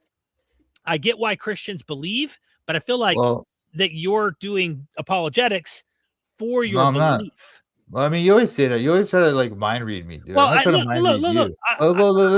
it's important to make the point though, because you didn't. No, why is that important? I'm not mind reading. I'm not trying to mind read you. I'm just saying your evidence is not that strong. For example, okay, let me stillman you then. Let me ask you then. Did you become a Christian because you just sat down and actually went, you know what? The empirical evidence seems to suggest this. You didn't have an emotional experience in confirming your belief in Jesus? Well, actually, my journey to Christianity was fairly like logical. It was based on a logical assessment. You just of evidence. studied the Bible and that no experience. No, I didn't study the Bible. What I did was I was studying like science and why I don't believe science. I understand science certainly contradicts the Bible as it is right now, but yeah, because the Earth's not I would say that, for example, when we look at like metaphysics and the origin of everything, or the reason why there is a universe at all, the science has nothing to say, and that a necessary being seems to explain it better than science. And so, but the science does contradict the Bible on the shape of the Earth, correct? Of course, yeah, of course. That's not the point, though. No, well, the Bible doesn't really say the Earth is flat either. You know, it doesn't. Really it does. It does. No, it doesn't. So you're gonna go to the. Anyway, the Bible doesn't make. Anyway, that's ridiculous. We keep moving. These are changing the subject. I'm not. Look, I was trying to respond to your question. I was trying to respond to your question, and this guy keeps interrupting me. Yeah, well, right? I'm interrupting too, and you're interrupting too. We're all interrupting, but here's we're all interrupting. But look, I'm reading your mind. You're claiming he's interrupting, but you're interrupting too. Come on. So everybody's guilty. Everybody's guilty. Now let's get somewhere with this. Why should me and Dalton become Christians? Yeah, Why? because I'm trying to say, like, what you're trying to do when I'm trying to point out this like body of evidence, you're nitpicking, right? You have Instead of to. just no, no, it's not. No, we It's an can nitpick. extremely high claim you want us to buy, and also buy into the idea that there is a hell, there is a heaven. We have to base our whole life No, on no. this system that you believe in. That's a high standard. That if I said to you today, Toronto, I want you to believe this, and you go, well, what's the evidence? And I go, but before I give you the evidence, here's what you're going to have to do. You need to live your life like this. You need to change this kind of behavior. You need to this in order to be this person, right? It's going to change all these things about your life. It's going to be a life-altering worldview I'm about to give you. You better have some damn good evidence to convince me that I really need to change what I believe, who I am, and how I behave and what I do. It needs to be really, really good, in my opinion, for me to be persuaded. Does that make sense? Yeah, there is good evidence though. This is what I'm saying to you. But you're like, I don't know, like the way you attack the evidence for the resurrection, right? You find out like these things. Like contradictions? No, you don't. No, not contradictions. You don't find contradictions. I do find contradictions. We no, do find contradictions. What and again, again, we've already gone down the road of contradictions. And again, when it comes to, ahead, for example, Paul, and when it comes to Paul in 1 Corinthians 15, we don't know anything about the nature of Jesus's appearance to people. As far as you and I know, it could just as well be that 500 Christians were sitting in a room praying and fasting, and they felt Jesus's presence with them, and thus Jesus appeared to them. You don't know anything about the 500. You don't know their names. You don't know when this happened. You don't know where this happened. You don't know in what manner Jesus appeared to them. All you have is this phrase that could be interpreted as simply the same way you would interpret like a Pentecostal movement where Jesus appears to people. No, I don't think you're right about that. Like, for example, in the Jewish world, that would have been very unusual to see some kind of resurrection claim. And then also, like, they thought of the resurrection as the end of time, you know? They didn't think of it as this. Well, they thing thought that it was happened to the they thought Messiah. they thought it was the end of time. The Christians of the first come on, century now you're no, dude, thought we're they not were talking living. about. They Dude, thought they we're thought not they were talking- living in the dude, last you're days. completely changing Toronto, the subject. Toronto, no, Toronto, no, I'm not. I'm not. It's No, ridiculous. Toronto, This is ridiculous. I'm not. you no, I'm literally not just saying- said end of time, Toronto, and then Dalton's trying to talk, and you're cutting Yeah. him off. No, because Yeah. he's trying to say, look, Here, they didn't Toronto. look. The What's he people trying to before say? They saw him. Look, before they saw him, he's trying to say that early Christians believed that they were living at the end of They time. did. However, They did. before the resurrection, they weren't Christians. They thought their Messiah died. They still thought that Jewish people. Why would they in the believe first that? Why would century- they believe that? Because Toronto, listen. What a joke. Jewish people What? in the first century CE thought they were living in the last No, they days. didn't. They were No, they expecting. didn't. Yes, No, they they did. didn't. They That wasn't like absolutely a did. general Why? belief. That was like a widespread belief. Toronto. Prove that. Prove The that. Jewish people. Prove that's a widespread belief. Toronto. I'm Prove that. going to try to do it if you'd stop talking. Okay. Did Jewish people in the first century CE were they expecting the coming of the Messiah in their days? Some. Sure. Some. So, Okay. like the Pharisees, for example, they believed the Messiah was coming. Not in all the of them. last Not all days. of them. Not all of them. The Essenes, when we take a look at even from the Gospel's own perspective, They didn't know when it was going to happen, dude. They didn't think it was going to happen. the Essenes thought the teacher of righteousness. They thought it happen in their Okay, lifetime. Toronto. I got to get Yeah, my point out. If Toronto. you can't let Jesus him in, Christ. he's gonna have to mute you. We don't want to have to do that, Toronto. We got to be able to. You got to let him get his point, and we can't interrupt, or it's no fun. And the viewers are complaining too, or the people in the comments are saying, "Hey, man, one point at a time. Let's allow this because look, we want to do this in the future too. This ain't the last time we're gonna have conversations." Go ahead, True. So what we see is that there are Jewish people in the first century. It doesn't matter how many, as long as there are Jews in the first century that believe in the last days. Early Christians, prior to becoming Christian, could have just belonged to that kind of sect of Judaism. Even from the Gospels, they're expecting the Messiah to come. They see John the Baptist and they ask, "Are you the Messiah?" They're expecting a Messiah to come. Judas the Galilean, people thought maybe he was the Messiah. That's why he did what he did. So Jesus, his followers think he's the Messiah. The Messiah is supposed to come in the last days. That's why even the author of the book of Hebrews says, in these last days, he has spoken to us through his son. So yes, they thought that the resurrection, that Jesus was just the first fruits of the resurrection, and the resurrection was in the last days, which they thought they were living in. Okay, I don't know. This is way off the topic, but the fact is, if they thought he died, they did not think he was the Messiah. They would not have had this idea of the Messiah is coming back at the end of the days are here, you know? So the whole idea that the end times thought in their head would have allowed them to believe in the resurrection is just like ridiculous. Like No, it's the not resurrection ridiculous. idea, the resurrection of the Messiah alone and not all of the dead at the same time would have been completely alien to them. They wouldn't have thought of it that way. How do you They know did that? not think of it. Well, we How can do you see know it that? in the word. We can see it in the word. In the book, he repeatedly tells them he's going to rise from the dead. It says they don't understand. They don't believe him. John 20 verse 9 says that they did not know the scripture that he would rise from the dead.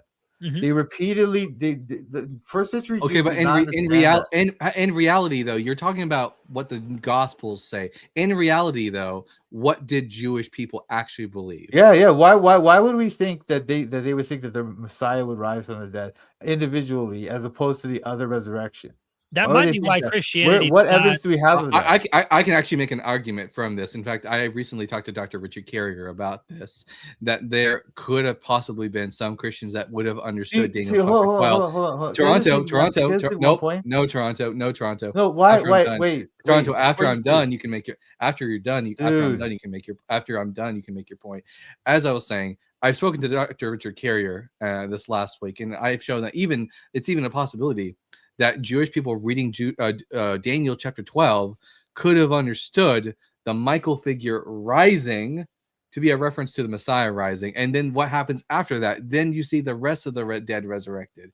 It's quite possible for early Christians to read Daniel chapter 12 and think that this is justification for the Messiah rising first. Not only that, if Peter does have a bereavement hallucination where he sees Jesus standing before him, he has two options. He can either believe that Jesus is just a spirit and therefore God abandoned him to death, or cognitive dissonance. I'm seeing Jesus in my this hallucination. God has vindicated him and raised him from the dead, and he's just the first of many.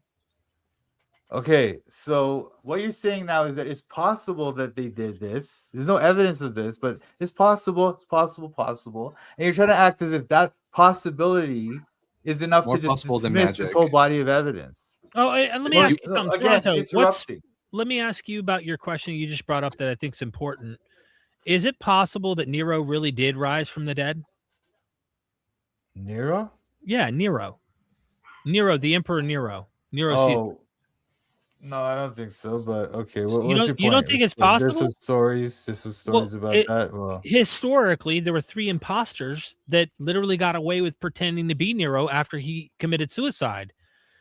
He killed himself. pretended that they were him. They pretended they were him, and everyone believed he was alive. He rose from the dead. Nero Redivivus. It's a legend that he was alive. Did they have And an by the empty way, tomb?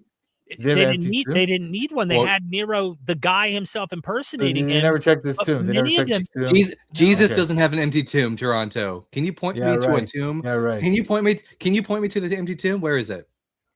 I don't know, but even his enemies are admitting it. The Jews. No. Where are his enemies admitting there's an empty tomb? Show me a Jewish source that says that there was an empty tomb. Celsus, the Jews in the Talmud, they say. Where in the Talmud? I don't know, when they talk about how he rose as a sorcerer or something.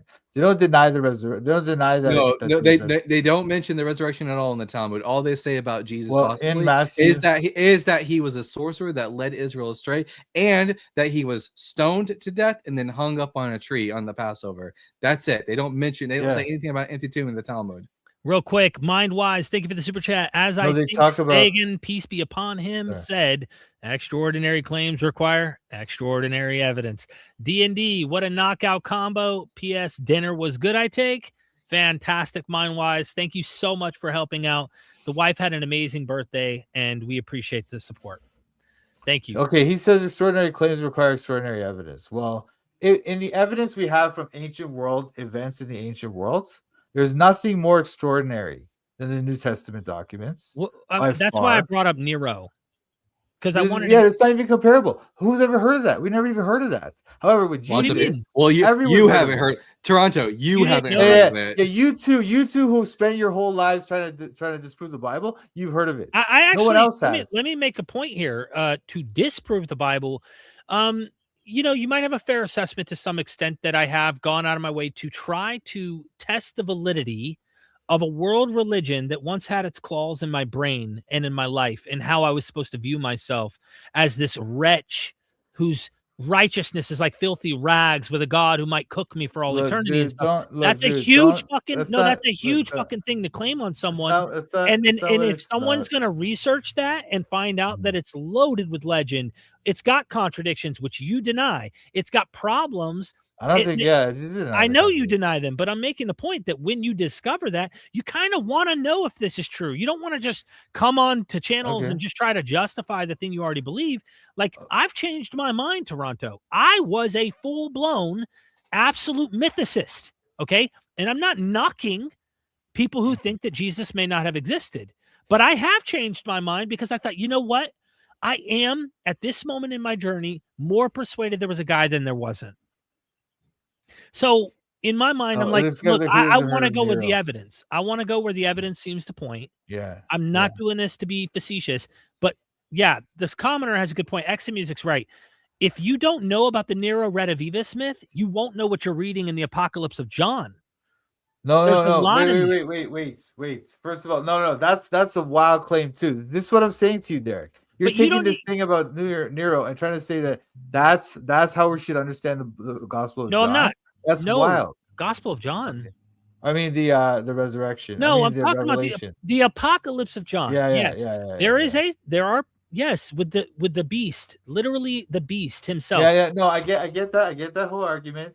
But that what you're saying You didn't now, even like, know about Nero though. The Nero You're going from the idea that he rose from the dead. I know who Nero was. You're saying Yeah, the but idea that he supposedly had these people who witnessed his risen body. All right, so that happened. Bro, that we need to use that to Nero analyze Redivivus was Revelation. so intense. This was such a serious claim in the ancient world that the empire itself was concerned that he literally was alive. People in the empire thought he was where That's the interesting. Parthians, their enemies, started to believe that Nero really was alive. He came back and that he was going to lead the Parthian Empire to destroy the Roman Empire. This was something that people believed. Now, we come to find out there were fraudsters pretending to be Nero. And the reason I brought this up, and I was hoping you would have known about it, but you don't really know much about it, I'd request you look into it more, because people can claim things all the time. People could say they believe in things all the time. It doesn't mean they did, is all I'm saying. This is my point. It's my point, Derek. People did used to talk about other people rising from the dead all the time in the ancient world. And even people that were healers, people that were the sons of the god Apollonius, right? Apollonius of Tyre, right? But the thing is, Diana. the only or whatever he's from, but the people, nobody like has heard of those people except for people like us who know about the history. Yeah, Toronto, you're all so what the popularity of the myth makes it more likely to be true. Wait, dude, could you please hold on a sec?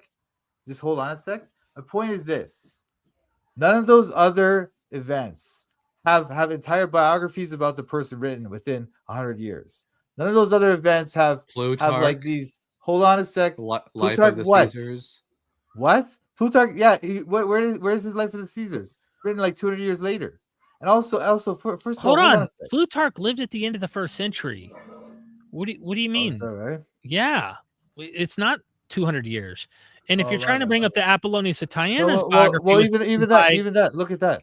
Let's look at Plutarch and the Caesars. Okay, Plutarch writes it 100 years or whatever after Caesar. Okay, he writes about them. Beginning of the 2nd century, like around the 110. Plutarch. But no, what I was saying. Well, we're talking about people who supposedly rose from the dead, and that their writings. What about people who ascended to heaven? Famous. Yeah, I know, but this is what I'm saying. The average person's never heard of those people, but Jesus, everyone's heard of. Why does that happen? And also, Toronto, hold on a second. Toronto. This is just because Christianity has spread throughout the whole world because of Constantine. Because of Constantine. Well, yeah, but why does Constantine take up this religion? This is the thing. You're saying all these things. It was useful. Like, it was just naturally. It was useful. It was useful. Yeah. Again, that's it. Yeah. That's your claim. And so that's another debatable claim. So his mom was also See- a Christian too, just so you know, like his mom was. So there's Yeah, plenty I of know. common sense arguments to make why Constantine. And by the way, there's a debate even No, whether or not he was dude. really solely devoted to Christianity. He may have still worshipped Sol Invictus and Christianity at the same time. Yeah, my point is though that religion of these Jews from this backwater of the Roman Empire Uh-huh. takes over the empire. And Right. not just- not just- what about and these the fact Arabs that in the back? Constantine- What about these Arabs in the backwater of Mecca who, you know, take over the world within a century? Yeah. Like And again, they're using the Christian mythos. They're basing it the on Christians that. are using the Jewish, and the Jewish are using the Mesopotamian mythos. I No, mean, but the Jews were like nothing. That's the thing. They were like the and small little neither group were the there. Canaanites, but the But Canaanites the Christians borrowed from. Christians. No, wait, no. That's a whole other argument, dude. No, that's a fact. Literally, Yahweh. No, dude, come on, Yah- man. Now you're just Isaiah not like- 27. Have you read the ball cycle?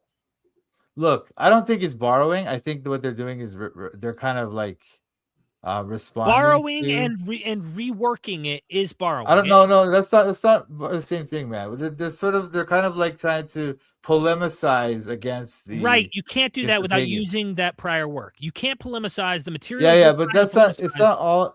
Yeah, but also, They're dude, it's not dependent upon all. Yeah, but dependent. Like no, like imagine like the whole book of Isaiah. You're trying to say this one little section means that the book is dependent on the Canaanite religion. Oh no, there's lots of the reasons to religion- believe So that. much. No, like dude, no. There's lots explain- of there's lots. Here, You guys don't understand how weak your arguments are. Like okay, I'm gonna mute you 'cause Toronto. What I'm the getting hell? so tired of the over talking. Come on. So there are tons of reasons for us to believe that the Israelites were just another group of Canaanites. So far, all we've got in this conversation is you believe in the resurrection because of the Gospels. Now, we have good reasons to think that the Gospels are mythic in nature. They when they contradict each other on, they can't even agree on what day Jesus was crucified on. Then you have Paul's testimony. All that Paul says is that people appeared to him. Nothing about an empty tomb. They don't even. It doesn't even corroborate with what the Gospels say. Is this really the best you have?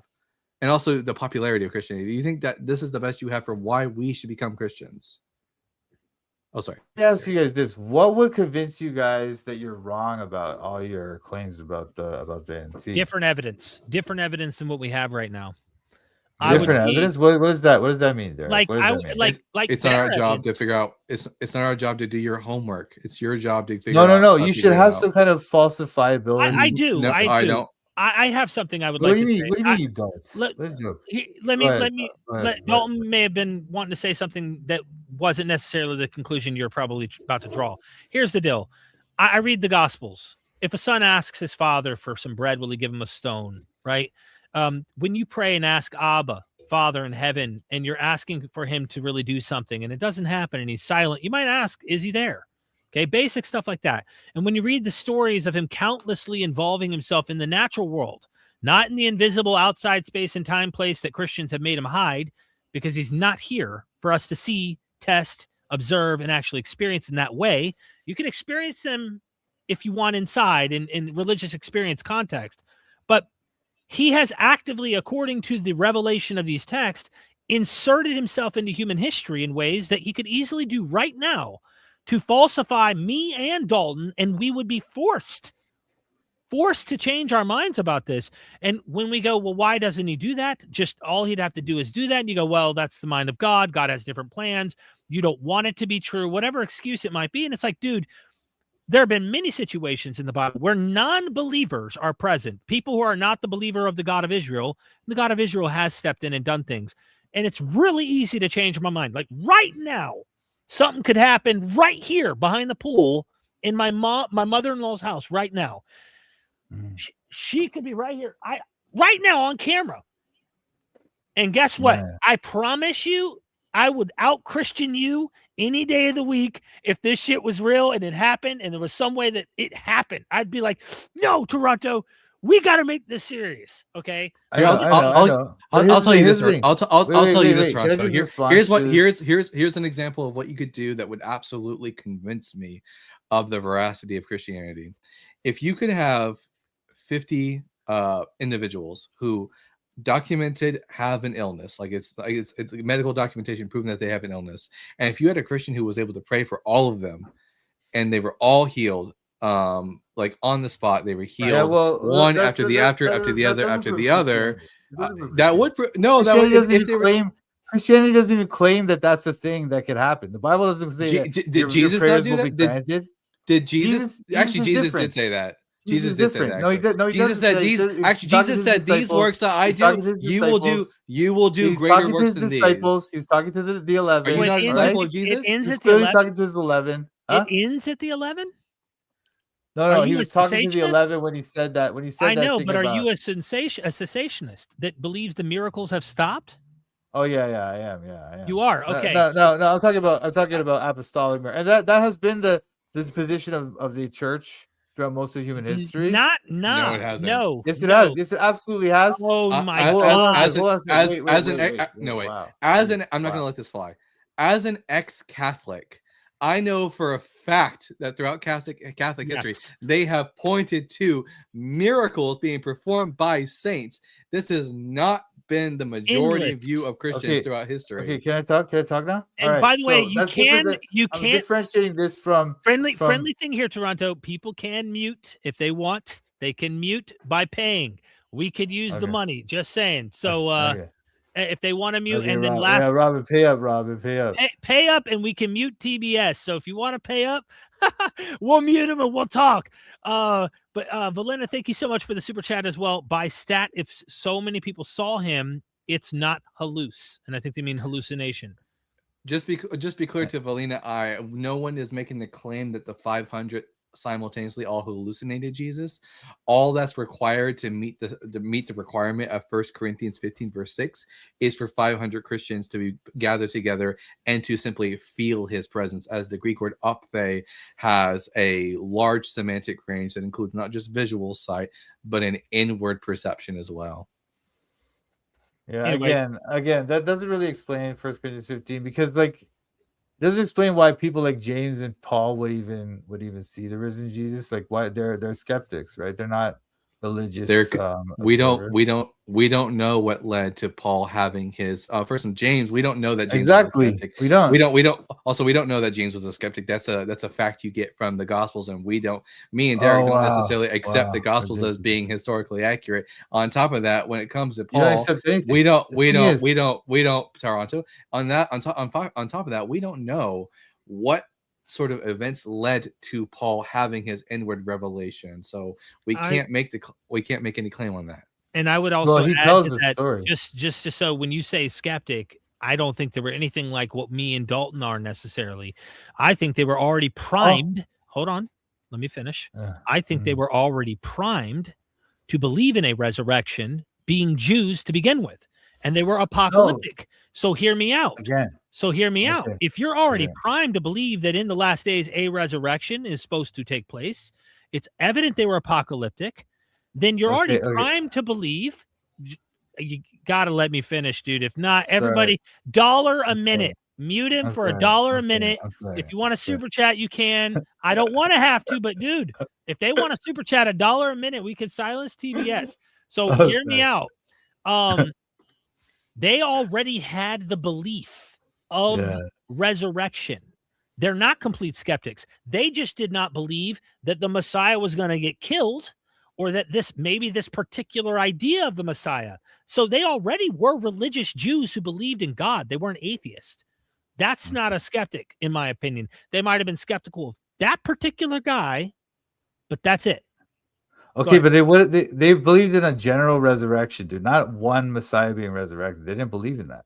Really? Have you read the Talmud? Have you read the Talmud? The Talmud is later, dude. We're not talking about that. We're talking about first century Jews. But does the Talmud not reflect what Jewish people in the Second Temple believe? No. Why would I think that? It doesn't. It doesn't. 2 minutes. You're muted.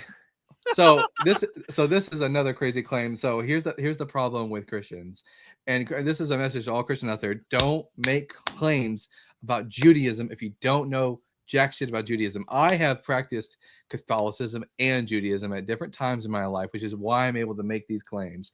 Yes, what we have in the Talmud, they're not just the beliefs about Jews had in the 4th century CE. The Talmud is reflecting beliefs that go back all the way to the 1st century BCE. That's why you have characters like Rabbi Hillel, Rabbi Shammai in the Talmud. Rabbi Hillel and Rabbi Shammai, they weren't 4th century individuals. They existed in the 1st century CE. The Talmud talks about netilat yadayim, the washing of the hands. That's literally in the Gospels. They talk about the washing of the hands. So yes, the Talmud does reflect what Jewish people in the Second Temple did believe about messiahs and resurrection. So when we have, for example, in the Talmud, the Mashiach ben Yosef, who is a Messiah individual who is resurrected as an individual, that's something that's already present. Also, we have Elijah resurrecting an individual person. So there's that. Derek, did you want to say something? Dude, I hope my computer does not cut out on me. We got 47 seconds. I'm just relishing in it just because I appreciate everybody sending in super chats. I think I think, and I've heard this before, that, well, they would have not believed in an individual who resurrected, that they came back from the dead. I would need to brush up on the scholars that I've read on this, who actually point out an interesting overlap between the Greco-Roman world and the Jews at the time. Hellenistic thought has penetrated the Jewish world. And yes, there were individuals who had apotheosis. In the Jewish context, apotheosis and resurrection often were conflated. So we do have an individual like Moses, who is said in the Old Testament to have died. And then, let me unmute Toronto here, to have died and not be taken up to heaven. But Josephus says he was taken up to heaven. So that's an odd thing, that he gets an ascension to heaven, but he doesn't get that in Scripture. Josephus is talking about this. So we really do need to look at the historical background, is all I would say, on how did Jews understand this material in the 1st century, and would it have been odd to have an individual as the first fruits to the general resurrection? I don't know. I don't know how weird or rare that would be. Well, okay, there's a lot of things going on here, but I would just say that, like I say, there was lots of stories about resurrections at the time, but the Jewish concept of it was end times resurrection.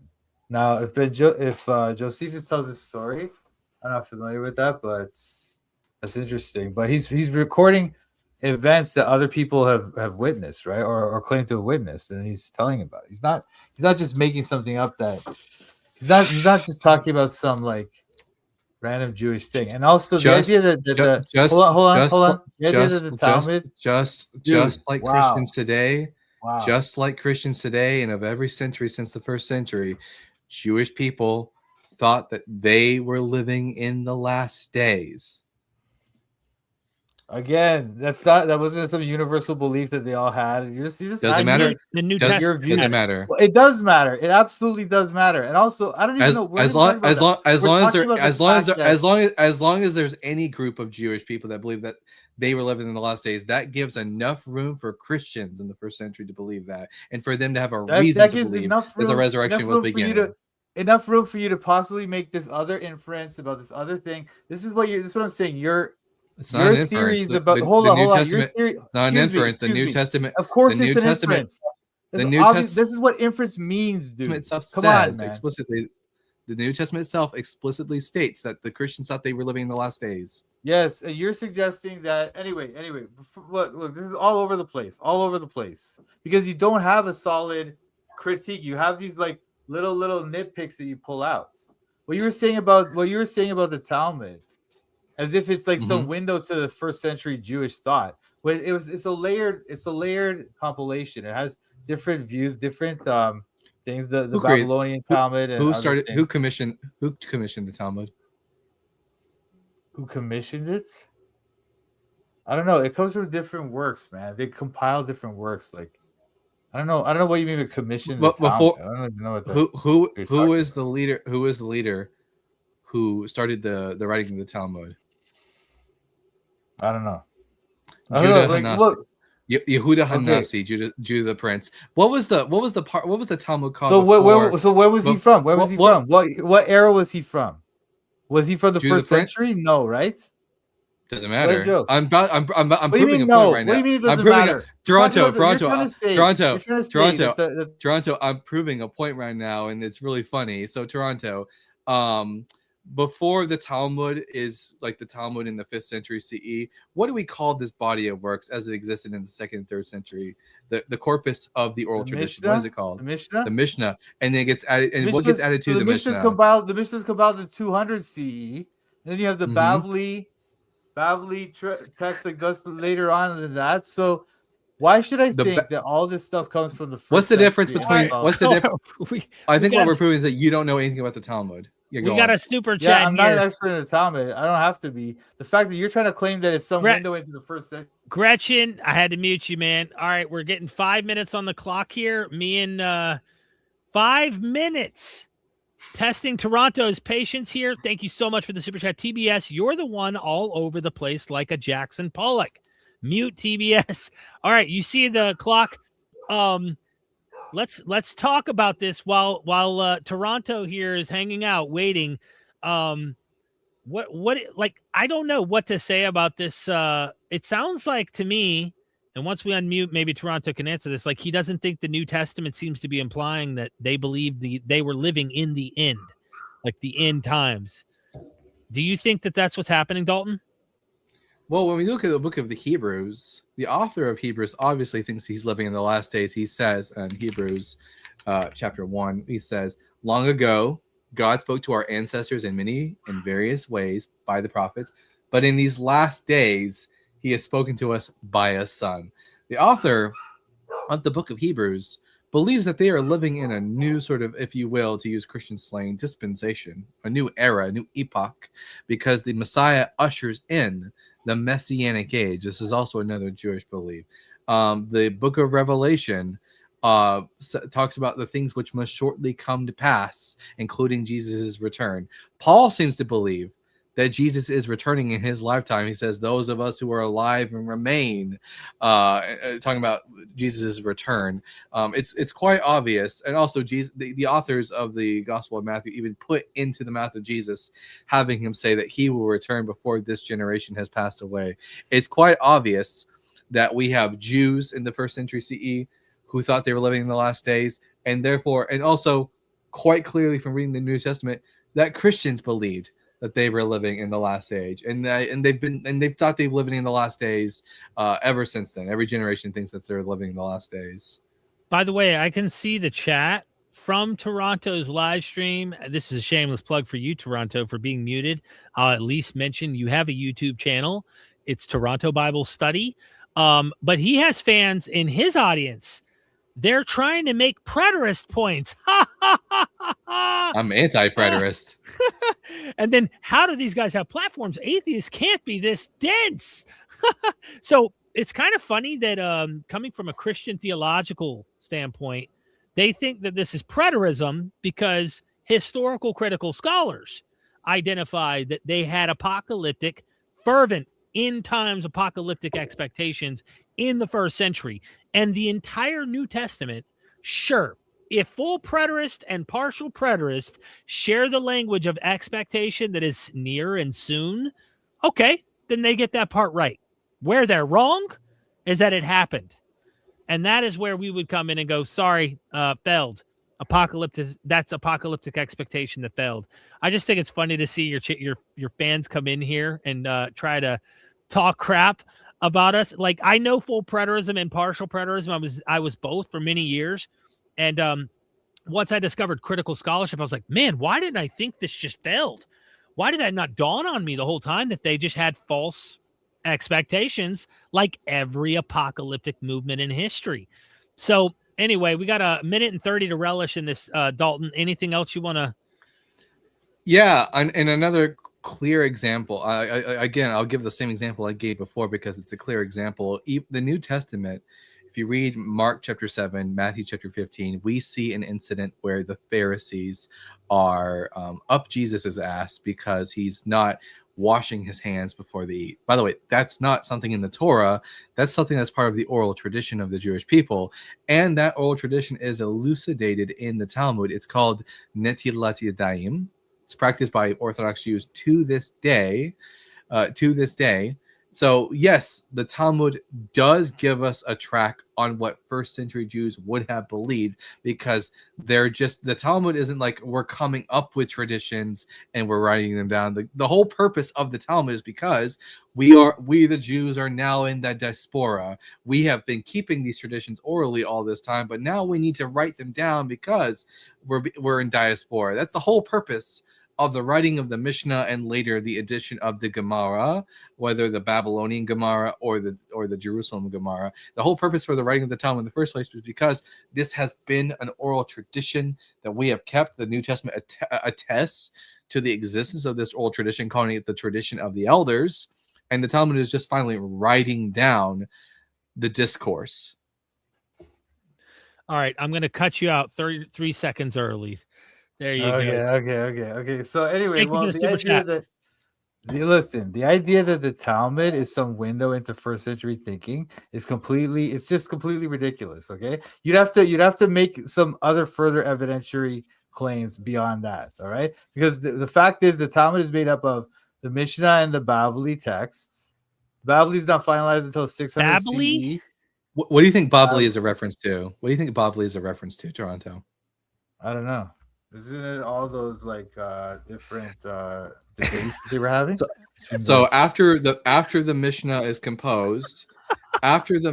composed, you get you have groups of Jewish people in Palestine who have further commentary on the Mishnah, and then on top of that, you have Jews in the region of Babylon who have further commentary on the Mishnah. The Jewish commentary on the Mishnah that's in Palestine is called the Jerusalem Gemara, and the Gemara as it exists in Babylon is called the Babylonian or the Bavli Gemara. When added together, it gives you two different Talmuds: the Jerusalem Talmud and the Talmud Bavli. The only difference between these two is not in the Mishnah. The Mishnah is the same. The difference is in the Gemara, or I guess the plural here would be Gemarot. The Gemarot would be that one is from Palestine, one is from Babylon. But my question to you, whenever it's time for you to become unmuted, is we have two figures that are mentioned in the Mishnah, and they are debating and doing discourse, and we have stories about them and their teachings. Those two individuals are called Hillel and Shammai. My question for you, when you unmute yourself, when you get unmuted, is when do you think that Shammai and Hillel lived? Because we do have their stories, we do have their teachings. In fact, one of the teachings that's quite popular from Hillel is the teaching that you shall love the Lord your God with all your heart, mind, soul, and strength, and you shall love your neighbor as yourself. These two teachings summarize the Torah, and the rest is commentary. Go and do it. So the question will be, when do you think these two individuals, Hillel and Shammai, lived? And I'm not going to distract from that question. I'm just going to say there's 18 seconds. I want to say thank you to all you out there super chatting and muting TBS when he's spewing BS. Okay, once you start talking, I'm not going to interrupt you, TBS. But if you want to mute, you can. $1 a minute. Taco gave me this idea. Okay. Oh, you're unmuted. Damn it. Okay. I'm muted, right? Okay. Go So ahead, Hillel is like. Thank you, is like Alan, for the super 110. chat, by the way. Hillel's like 100 years after 100 years CE Common Era, and Shammai would have been around then, or maybe around 50 to 60 years Common Era. So Before Jesus. Shammai would have been wait. You're right. Shammai would have been slightly before the Common Era, but Hillel would have been after, at least 100 years or so. No, they were contemporary. Shammai and Hillel lived at the same time. They were competing schools of thought in Judaism, and they both lived before. Their schools are already established by the time you get to the Jesus era. So like, if the Talmud is giving us the teaching. If the Talmud is giving us the teachings of Shammai and Hillel, and Shammai and Hillel were from the first century, conclusion, the Talmud gives us an eye into first century Jewish thought. No, but they're not. They can't really confirm that those quotes are accurate and everything. There's that even Jewish sources won't claim that those are The Holy Spirit inspired it. We'll perfectly just say that. accurate sources. Yeah, the same thing for the New Gospel. See, you're just like, come on, man. Like, wait, are you trying to take this as a serious? You're trying to make some serious arguments about history, right? Your And problems when with I your point problems out with the Talmud are the problem, same problem with the Gospels. When I point out the problems with your theory, you just ignore them or you laugh it off. Like, what are you doing? Well, no, by trying to the say same metric, then we don't know what Jesus said. No, that's a separate debate, dude. We're not talking about what we're talking about is your claim that the Talmud provides some kind of window into first century thought. Therefore, we can just assume that they thought that they were living in the last days, and by that you mean that the resurrection was right around the corner. Which again, we don't need to think that. And your references to the New Testament were also weak too. Last days in the New Testament doesn't necessarily refer to the resurrection is right around the corner. When does the resurrection take place? Well, who knows? They're probably talking about their kind of already not yet theology, you know. And, does the resurrection not take place in the last days? Yeah, the last day doesn't mean it's happening tomorrow, though. That's what I'm saying to you. Yeah, it could happen next week. It could be 100 years, or it could be 100 years or 1,000 years. Peter talks about how 1,000 years of the Lord is one day. Then the term "last days" doesn't have any meaning whatsoever. It's a meaningless phrase. He talked about last phrase. days in Peter. He talked about Peter, and also what I'm saying to you is the author. Wait, Second Peter. Dude, even you just talk for so many minutes. Well, yeah. I just want to say that isn't actually Peter. Second Peter is not Peter. Oh, dude, come on, man. See, that's your claim, dude. That's not just a like critical scholarly position. Many academics.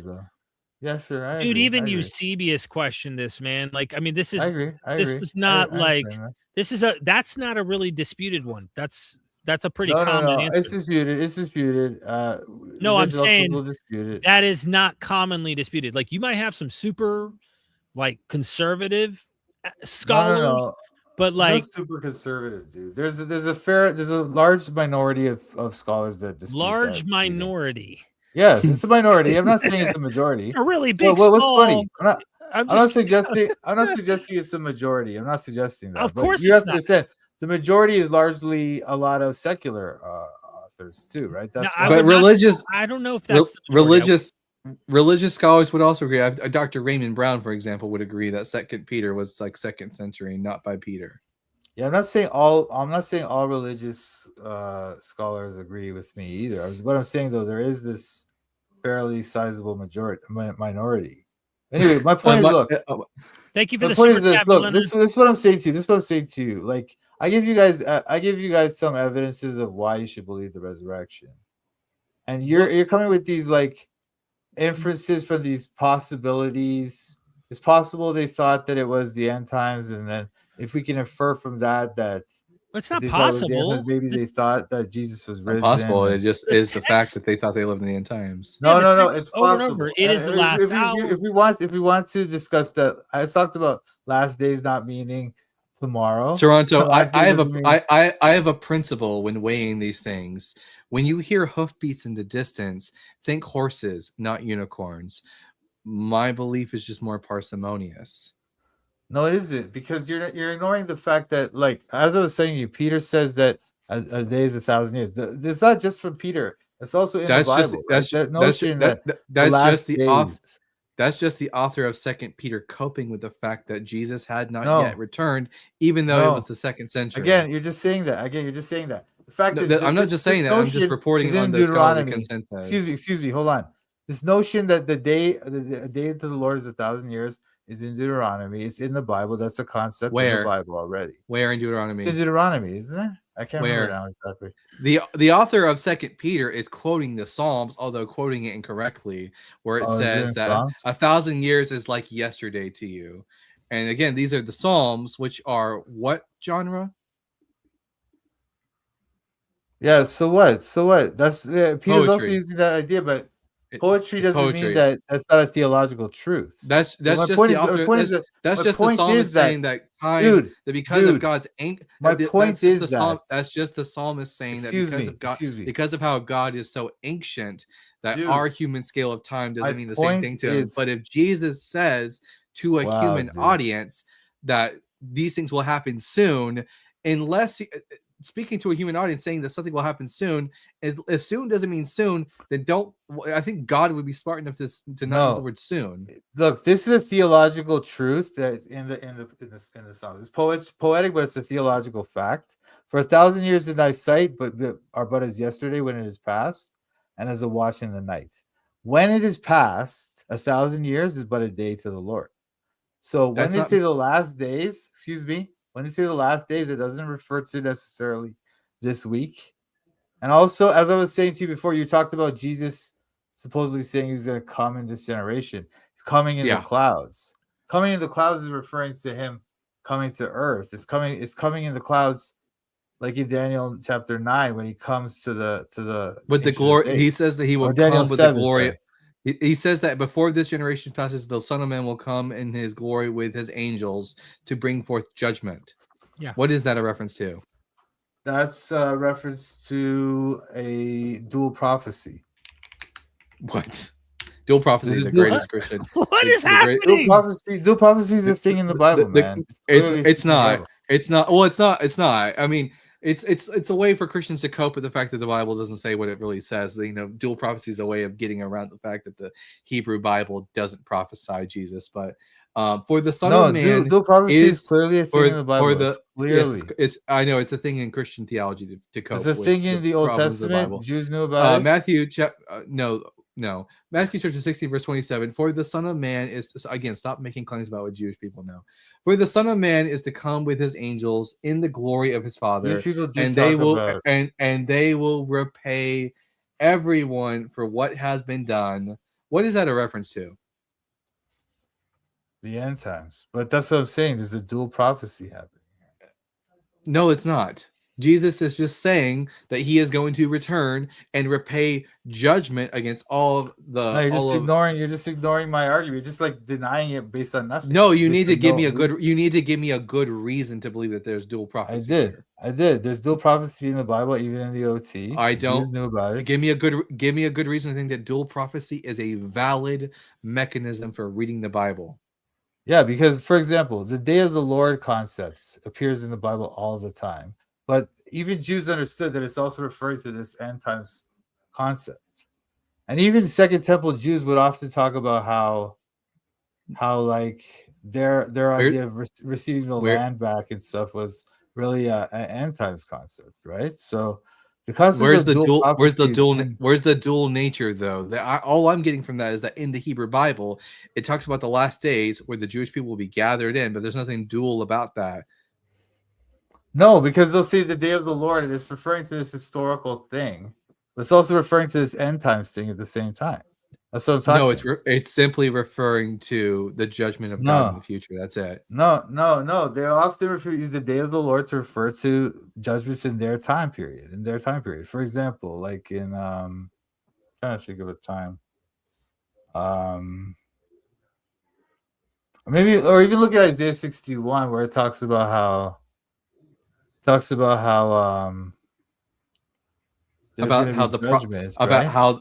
how the prophet, the author of the Trito Isaiah, brings about like freedom to those who are in captivity. That's just about that time period. No, it's about Jesus as well, and also the thing is Jesus also closes the book. It's not about Jesus.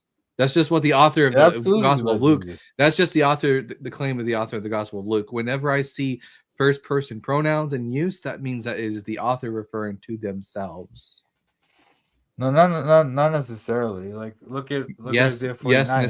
That's not the author referring to himself. What a joke. It is. It is. Isaiah 49. Isaiah 49:6 is the author referring to himself. What an absolute joke. Well, here Isaiah 49. Isaiah 49. Isaiah what 49. An absolute joke. Listen to me, O coastlands. Pay attention, you peoples from far away. The Lord called me before I was born. This is the prophet talking. Yeah. While I was in my mother's womb, he named me. He made my mouth like a sharp sword. In the shadow of his hand, he hid me. He made me a polished arrow. In the quiver, he hid me away. He said to me, "You are my servant Israel, in whom I will be glorified." But Why is he calling the prophet Israel? Why is he calling the prophet Israel? Why? The prophet's Jewish, no? No, he's not Israel though. What are you talking about, dude? Is the prophet not a member? Is the prophet? Yes. That's the job. No, he's not. Toronto. That's the job of here. You can just say "nuh-uh" all you want. I'm going to mute you and go to give an answer. You can just say "nuh-uh" all you want, but the job of the Jewish people, and maybe you would know this if you did more Bible study. Exodus chapter 19, verse 6. The job of the Jewish people is to be a kingdom of priests and a holy nation. Why are they called the kingdom of priests? What is the job of a priest, Toronto? The prophet is not doing that job. The prophet answer my question. Answer my question. When it says in Exodus chapter 19, I'm going to hold your feet to the fire in this. I'm not going to let you go. When it says in the book of Exodus that the Jewish people are a kingdom of priests and a holy nation, what does that mean? What is the job of a priest? Yeah, they're supposed to go out and tell everyone. That's the point is though, they didn't do that job. That's why he's picking. Are you making a claim that? Hold on a sec. Can I please answer the question? Dude, are you making the? You refuse to let me. Are you making the claim that unequivocally that the Jewish people all failed that mission? That there were no righteous Jews in Israel like the prophet who were doing God's work? Is that the claim? No, I never made that claim. No, I never made a claim at all. But that's fine. As a people group, they failed. That's why he's going to the Messiah. That's why Isaiah 49:6 is about the Messiah. It's not about the Messiah. It's about the prophet. No, it's about the servant. It's about the servant. Okay, the servant. The servant is Israel. Oh, the servant is not the Messiah. The servant is not Israel. I agree. The servant is not the Messiah. The servant is not. No, I didn't say that. The servant is not Israel because you can see in 49:6 that he's being told to restore Israel. The servant and Toronto. Surely reading the New Testament, even reading the New Testament, like Romans chapter 9, you're familiar with the concept of the righteous remnant, no? Yeah. Okay, like for example, Elijah.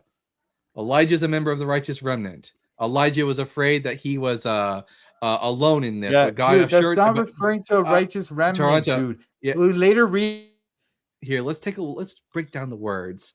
What is a remnant, Toronto? What is a remnant? Ridiculous, dude. This is ridiculous. What is a remnant? We read about the servant later. He's gonna here. Maybe I need to meet you again so you can hear the question this time. What is a remnant? What does that word mean? A remnant is a group of people who continue to believe even though the rest of the nation is turned against God. And this is not talking about that. So this is not talking about that. It's talking about one person. No, it is. Think that. And also So, question, Toronto. During the Babylonian exile, was there a righteous remnant of Jews that continued to be faithful to God in the exile? Yes or no? Yes, of course. That's not the point. That's not what this is about. Was the prophet a member of what? Was the prophet a member? Was the prophet a member of that righteous remnant? This is ridiculous. This is ridiculous. Out of context. Was the prophet a member of that righteous remnant? Yes or no? Yeah, the prophet was. That doesn't mean. Okay. We read about the servant later in 52 and 53. Yeah, we'll get to that. The servant is going to appear in the future. He's going to grow up. No, not appear in the future. That's not what it says. We're going to get to that in a second, though. So the prophet in Isaiah chapter 49, would it be the job of the prophet who's a member of the righteous remnant to bring back the lost of Jacob, the unrighteous? Is that the job of the prophet? The servant is there to. The prophet is there to help the remnants, and he's just talking to them. His job is not to bring back anyone. His job. Yes, that's the whole. Hold on. I'm gonna. Toronto, that's the whole job of prophets. The whole purpose of a prophet is to proclaim to the people who are walking away from God that you have sinned. You need to return to God and repent of your sin. Is that not correct? Okay. Why does Isaiah 6 say that he should go and close their ears, shut their eyes, and so that they will not hear him? He's going to harden their hearts. Now we're talking about proto Isaiah. Now we're talking about something else. No, that's God's direct instructions to the prophet. against what To you're a different saying. prophet. To a different Absolutely prophet. against what you're saying. No, To a different again, prophet. Again, you're just making up. You're just asserting your No, theories Toronto. about the book. You're just asserting It's your not a theories theory. as if they're It's not true. It's not Well- just a mere theory, Toronto. You're crashing out real hard right now. No, it is an established fact that the author of Deutero-Isaiah is a different author from the author of Proto-Isaiah. Toronto, the prophet This person, Isaiah. Derek, hold on a sec. This person's trying to make the claim that the prophets all had to. Their whole job was to bring the people back into God's like, I don't know, his role, right? But I mean, in Isaiah chapter 6, it says that no, God is commanding him to harden their hearts, stop their ears, close their eyes, because they will not listen to him. So he's not there to do that. And also, until what? Until what? Until how? No. Until what? Bad exegesis. Yeah, I know. Bad exegesis on your part. The eyes of the people are closed and their ears are stopped. Until what point? Did you read the rest of Isaiah 6?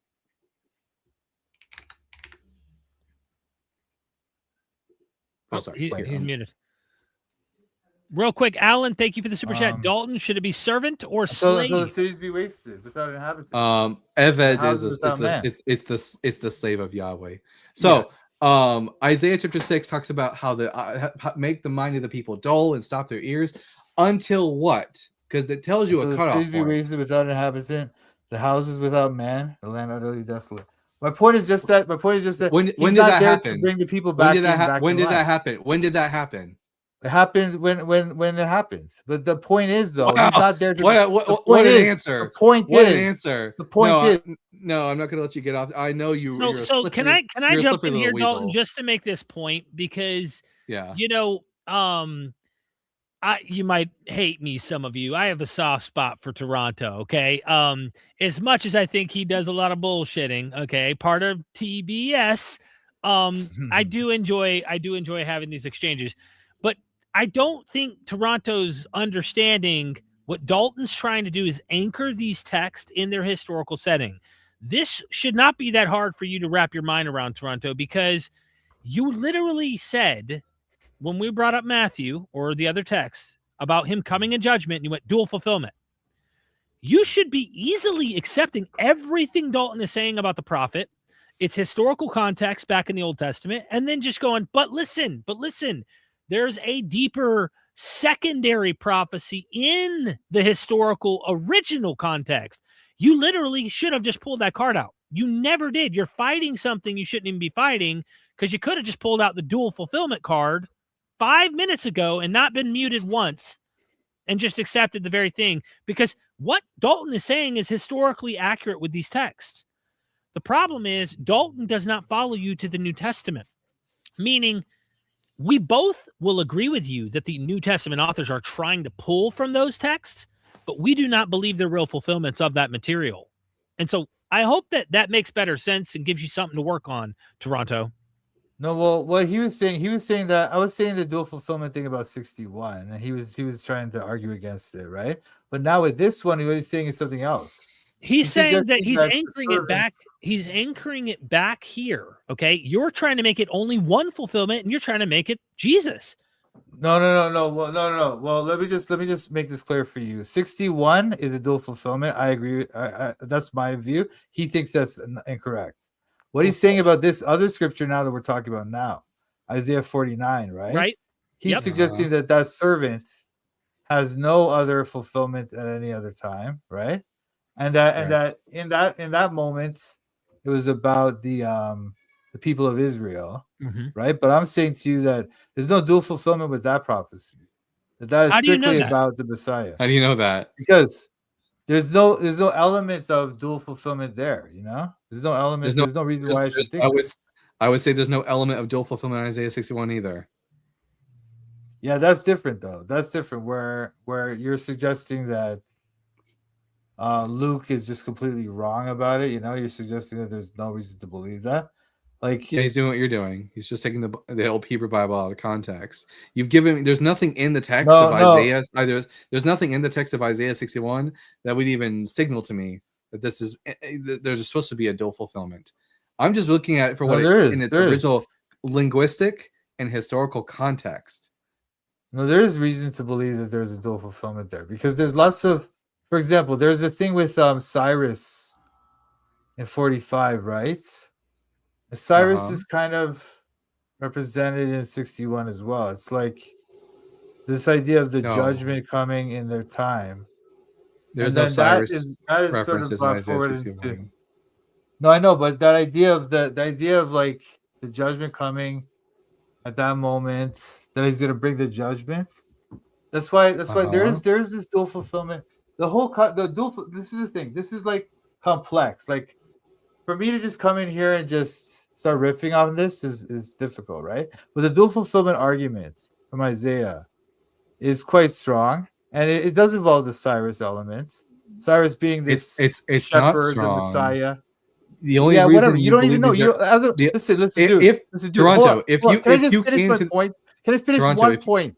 if One you point. came- Wow. If you came to this text without the starting of the New Testament, you would not think that there was any dual fulfillment nature in these works. No, again, you're not understanding the deeper nature of these texts. Now, the New Testament allows us to see them properly, but there is clearly this element there of dual fulfillment. For example, Cyrus is called the Messiah, and he's a shepherd, and he's a this, he's a that. He's gonna save the people. He's going to bring judgment against the enemies, right? And then we see this again in 61, the judgment against the enemies, freeing the people. And so the idea that this is really about the Messiah, the ultimate Messiah, is present in the text. And there's other elements there as well. No, why should I think there's anything in the text beyond what the text says? Without like starting with I just told you. No, all you've described. And also, by the way, your argument about 49 is ridiculous. No, it's not ridiculous. By the way, yes, you just ignored. You ignored the whole. Actually, you ignored the meaning actually you conceded every single point that I brought up. You did. You ignored the meaning of the pronouns. The pronoun is you're ignoring that. No, wait, no, Toronto, you are. Toronto. You're trying to say what? Toronto, Toronto. When he says I am Israel, what is a first person pronoun refer to? It refers to a person. The person. Yes. The thing is though, it's referring to Israel, and it's referring to also he's going to be a light to the Gentiles. Prophet, is the prophet a member of Israel? When was Isaiah yes, he is. to go to the Gentiles? Yes, he is. When was he commanded to go to 19. Exodus 19. That's not true. It's not true. Okay. That's is like, it true or false? He is not. Toronto. True or false? You're literally are the Toronto? I know you. I'm going to ask you, no matter what you do, I'm going to ask you this question: true or false? The job of the Jewish people, which the author of Isaiah 49 is a member of, is to be a kingdom of priests and a holy nation. Yes or no? True or false?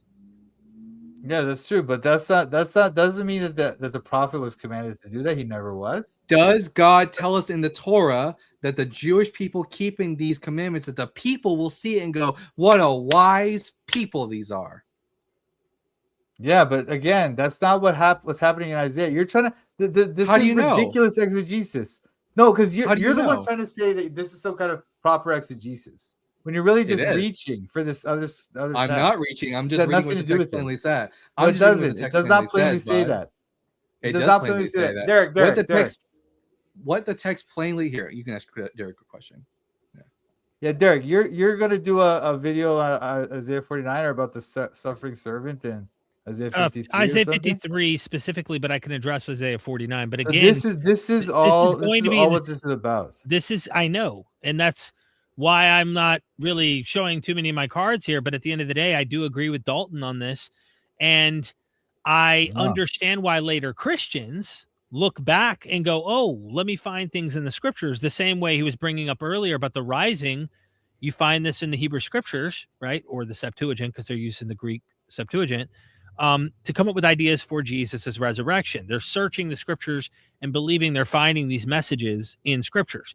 So I think it's anachronistic, and it isn't actually taking into the account that you're looking at a text that is written back here, expecting a Messiah back here. The last caller, did you watch the guy the same day you called in, the guy that was at Speaker's Corner that was bringing up Isaiah 48? Do you remember that call? I did a little clip of it. I did one with you, and I did one with him. Okay. Do you remember? I know you saw the one I did on you. You don't remember that guy? Yeah.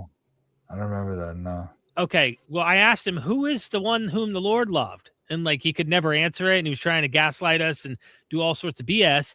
And then finally, like, I don't know what happened. What happened, Dalton? Did he hang up, or did we have to like boot him? I can't remember. Do you remember? I think he ran. He ran or something, but all he had to do was like a quick search and find out this talking about Cyrus the Great, and a few critical scholarly commentaries would help you understand the original context again, and then you could just pull your double fulfillment out if you really wanted to. If you said, hey, I need to keep this, a light just turned on my laptop so you could see me better. But again, you could just pull I don't want, because I don't like to pull things out, bro. I'm trying to do a responsible exegesis here, you know. So, but I think too. what you're doing, no, that's not what you're doing. It's not what you're doing. Jumping to Exodus 19. That is why. No, it's not ludicrous. That's ludicrous. Because you've already conceded that the job of the Jewish people is to be a kingdom of priests. That's obviously not what he's talking about there. He's talking about something else. He's talking about one is the prophet a member of the Jewish people? Yes or no? Yeah, again, dude, I already told you how ridiculous this is. Stop asking me. I know you think it's no, ridiculous. It's anyone who understands exegesis would know this. You just saying it's ridiculous is not an argument. You just saying it's ridiculous is not an argument. Who else agrees with you? The what consensus of scholars agree with you on this? The consensus of scholarship would agree with me. No, Isaiah 49 is not about Jesus. They don't say it's about the prophet. They do not. They say it's about the nation or something. They're trying to fit that in. Fun fact: the prophet is a member of the. The prophet is a member of the nation of Israel, specifically. But when they call him Israel, they call him the servant Israel. And also, the servant is in the future. No, it's not. 52, 53. Look at the tenses. What does mecholal? What does mecholal mean? Mecholal in Hebrew. I don't know. What does it mean? Does it mean he shall be wounded, or he was wounded? Let me see this one.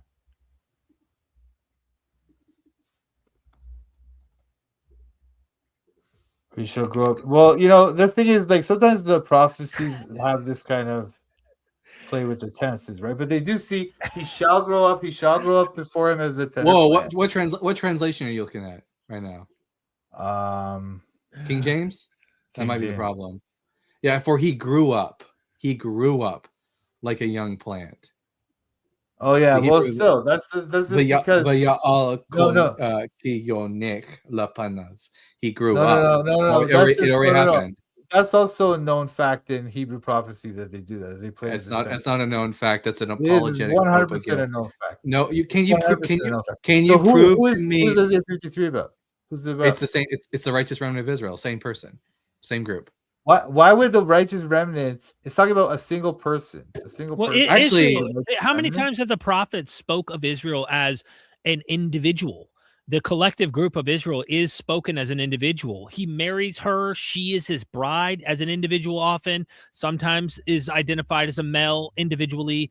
But there are times where, go read Hosea. I mean, literally. So when did this? So, okay. So you're saying this happened in the past? Is that what you're saying? Yeah. The suffering of the servant. When did this occur? When did this occur? In the Babylonian in the rising, actually, if you read Ezekiel 37, tells you exactly what that's about. The rising is referring to the corporal raising of the nation. They were in exile in the land of the dead, and then God break. That's why does Ezekiel not say that? Does Ezekiel not make that? What's the value? Have you heard of the Valley of Dry Bones?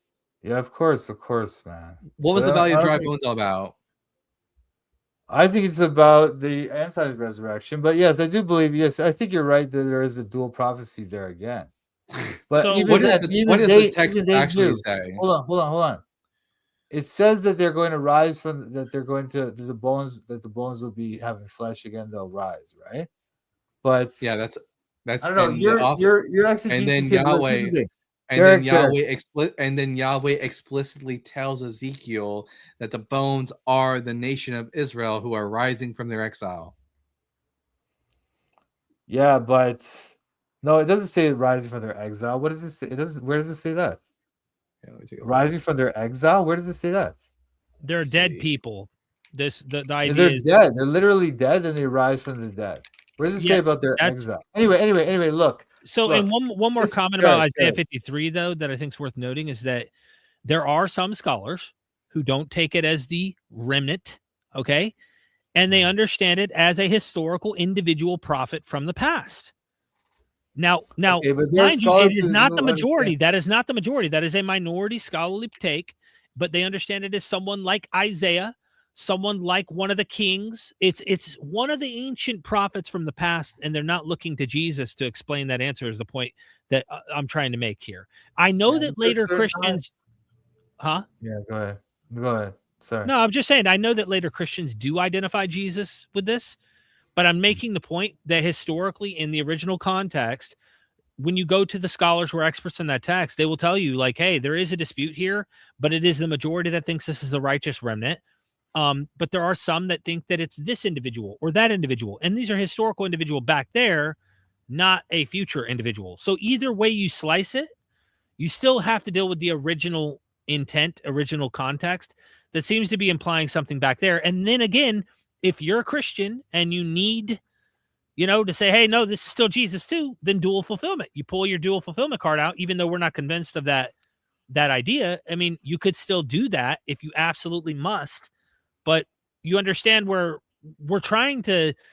If I was going to open a different book, we're stuck on Isaiah all of a sudden for the past 45 minutes. But like if we went to open up Hosea and you went, nah, bro, that's not talking about the people of Israel. That's not the people of Israel back here. It's talking about Paul, because Paul quotes Hosea in his letters to the Romans when he talks about my people Israel. You're not going to be my people. He's going to regather them. And then the end of Romans 11, he says, all Israel shall be saved. No, Hosea is actually prophesying Paul's day. And I said, but what about back here with Hosea and Israel? And you go, it's talking about Paul and his mission to the Gentiles. No. I'm just making here's an analogy. I get your point. But let me just say this: we do have a more nuanced reading than that, right? We understand that at the time they would have thought it was literally Israel, but by the Second Temple Judaism, they had already started, or some of them had already started to think of it as, wait a minute, this must be some kind of end times eschatological reunification of like God's people or something like that. That's what they started to already understand it that way.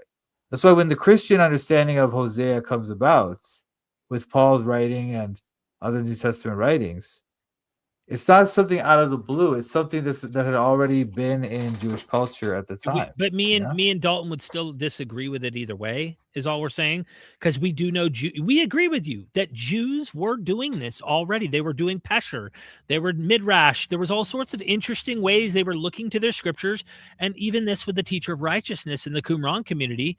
They were looking at him and using Isaiah 53 and other things like that. So we're not in disagreement with you on these elements, but we're trying to anchor your feet to the original context to first just accept what's in front of your eyes and understand why the original context is saying what it's saying back here.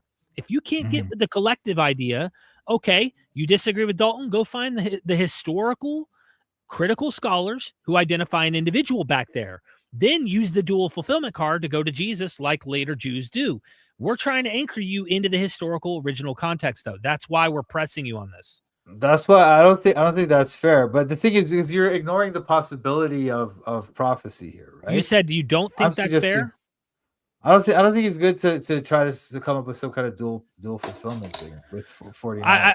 Okay, then let me ask you this. Let's say you were convinced, hypothetically, you were convinced that Dalton was right. You found out, you know what? Actually, I do think there's a righteous remnant in Daniel. You see it. There's a righteous remnant that's preserved. You see it in Isaiah. You see it in all these places. And let's just say in Isaiah 49, you go, you know what? Damn it, Dalton, you got a point. All right. Would you then feel like you needed to look for Jesus? I mean, do you feel like if you found out that it was talking about the righteous remnant, what would you then believe? Let's say Dalton was right, hypothetically. Let's say he's right. Would you go, damn, okay, Dalton's right? Yeah, well, then put Jesus in the picture on that. Yeah, no, then I would think it's some kind of dual prophecy, I guess. But that's just like it's Why a would weird you do question to that? ask me. Well, I know, but that's why I'm saying, why would you think it's a dual Because the New fulfillment? Testament Okay. tells us this. Okay, Tells gotcha. us that, Okay. Isaiah 53. You know what I mean? I don't believe it, but I understand why you're doing that, and that's what I'm wanting to show. That's all I'm wanting to Okay. do. Is have But the what I'm honesty. trying to say is there's evidence even in the text, right? That I was trying to point out that Isaiah 49:3 talks about like the servant is Israel, an individual representing Israel. But then later he's said to be the one who has to save Israel or has to restore them. So it's like you can see this one individual is being put into these two roles, right? So that's why I don't think it's the nation. Now he was saying that it's the prophet. I know, I get it. But why I don't think it's the prophet is because the Isaiah 52 and 53 shows us that there's this innocent person suffering for others. Why is Isaiah innocent? Isaiah 53 refers to the suffering servant as a they in the plural at one point in the text. At one point, not at all points. Most points he's an individual. And also it's like, well, wait a minute. He's innocent. Yeah. And they are not. So right? so is the righteous remnant. The righteous remnant are innocent. Yeah. No, they're not. They're not innocent. Yes, they are. Why would I think that? They haven't bent the knee to, they're like, it's like the righteous remnant in Elijah's day. Were they guilty of idol worship? Yeah, but they're still not innocent. They still have transgressions. It's a known fact, right? That doesn't matter to a Jewish audience. It doesn't matter if you've committed some sins in the past. As long as you're actively pursuing Yahweh, then you're considered righteous from the eyes of the Hebrew Bible. No. Not in that perfect way like this, like the servant. That's not a requirement from the Hebrew Bible. Hey, was Job, I think it is. Was Job, like innocent, or was he guilty according to you? He's guilty, man. He's guilty. Why does the Bible call him blameless and upright? It does not say he's guilty at all. He's completely innocent. No. That's not true. And that's why God kind of reprimands him. Can you pull up Job 1:1? I know. I've seen. Yes, yeah, of course. It says he's perfect and righteous. Same with Zechariah. Zechariah that sounds like Christian theology of original sin stuff you're putting into. No, it's not. It's not even, dude. Like, so could the righteous remnant not be considered blameless and upright? Yeah, but those people are still not. They're not like. It's just like look. Job is later considered to be. He's like upbraided by God severely, right? In chapters 38, 39. And then if you look at other examples of people like Zechariah and Elizabeth, John's parents, they were also referred to as righteous and walking in the ways of the Lord, blameless. Why do you think the Catholics literally identify Mary as blameless and sinless? Catholics literally have an entire tradition built on this idea that she had no sin. That's why she was able to birth the Messiah or Christ. Yeah, but that's not in the Bible, though. I understand. She was upright, though, but the tradition develops this idea. The reason that development even took place is this idea that Dalton's talking about. What idea is he's talking about some idea from ancient Jewish thought, not Christian theology. He's talking about some idea. We are talking about the Hebrew Bible right now. Yeah.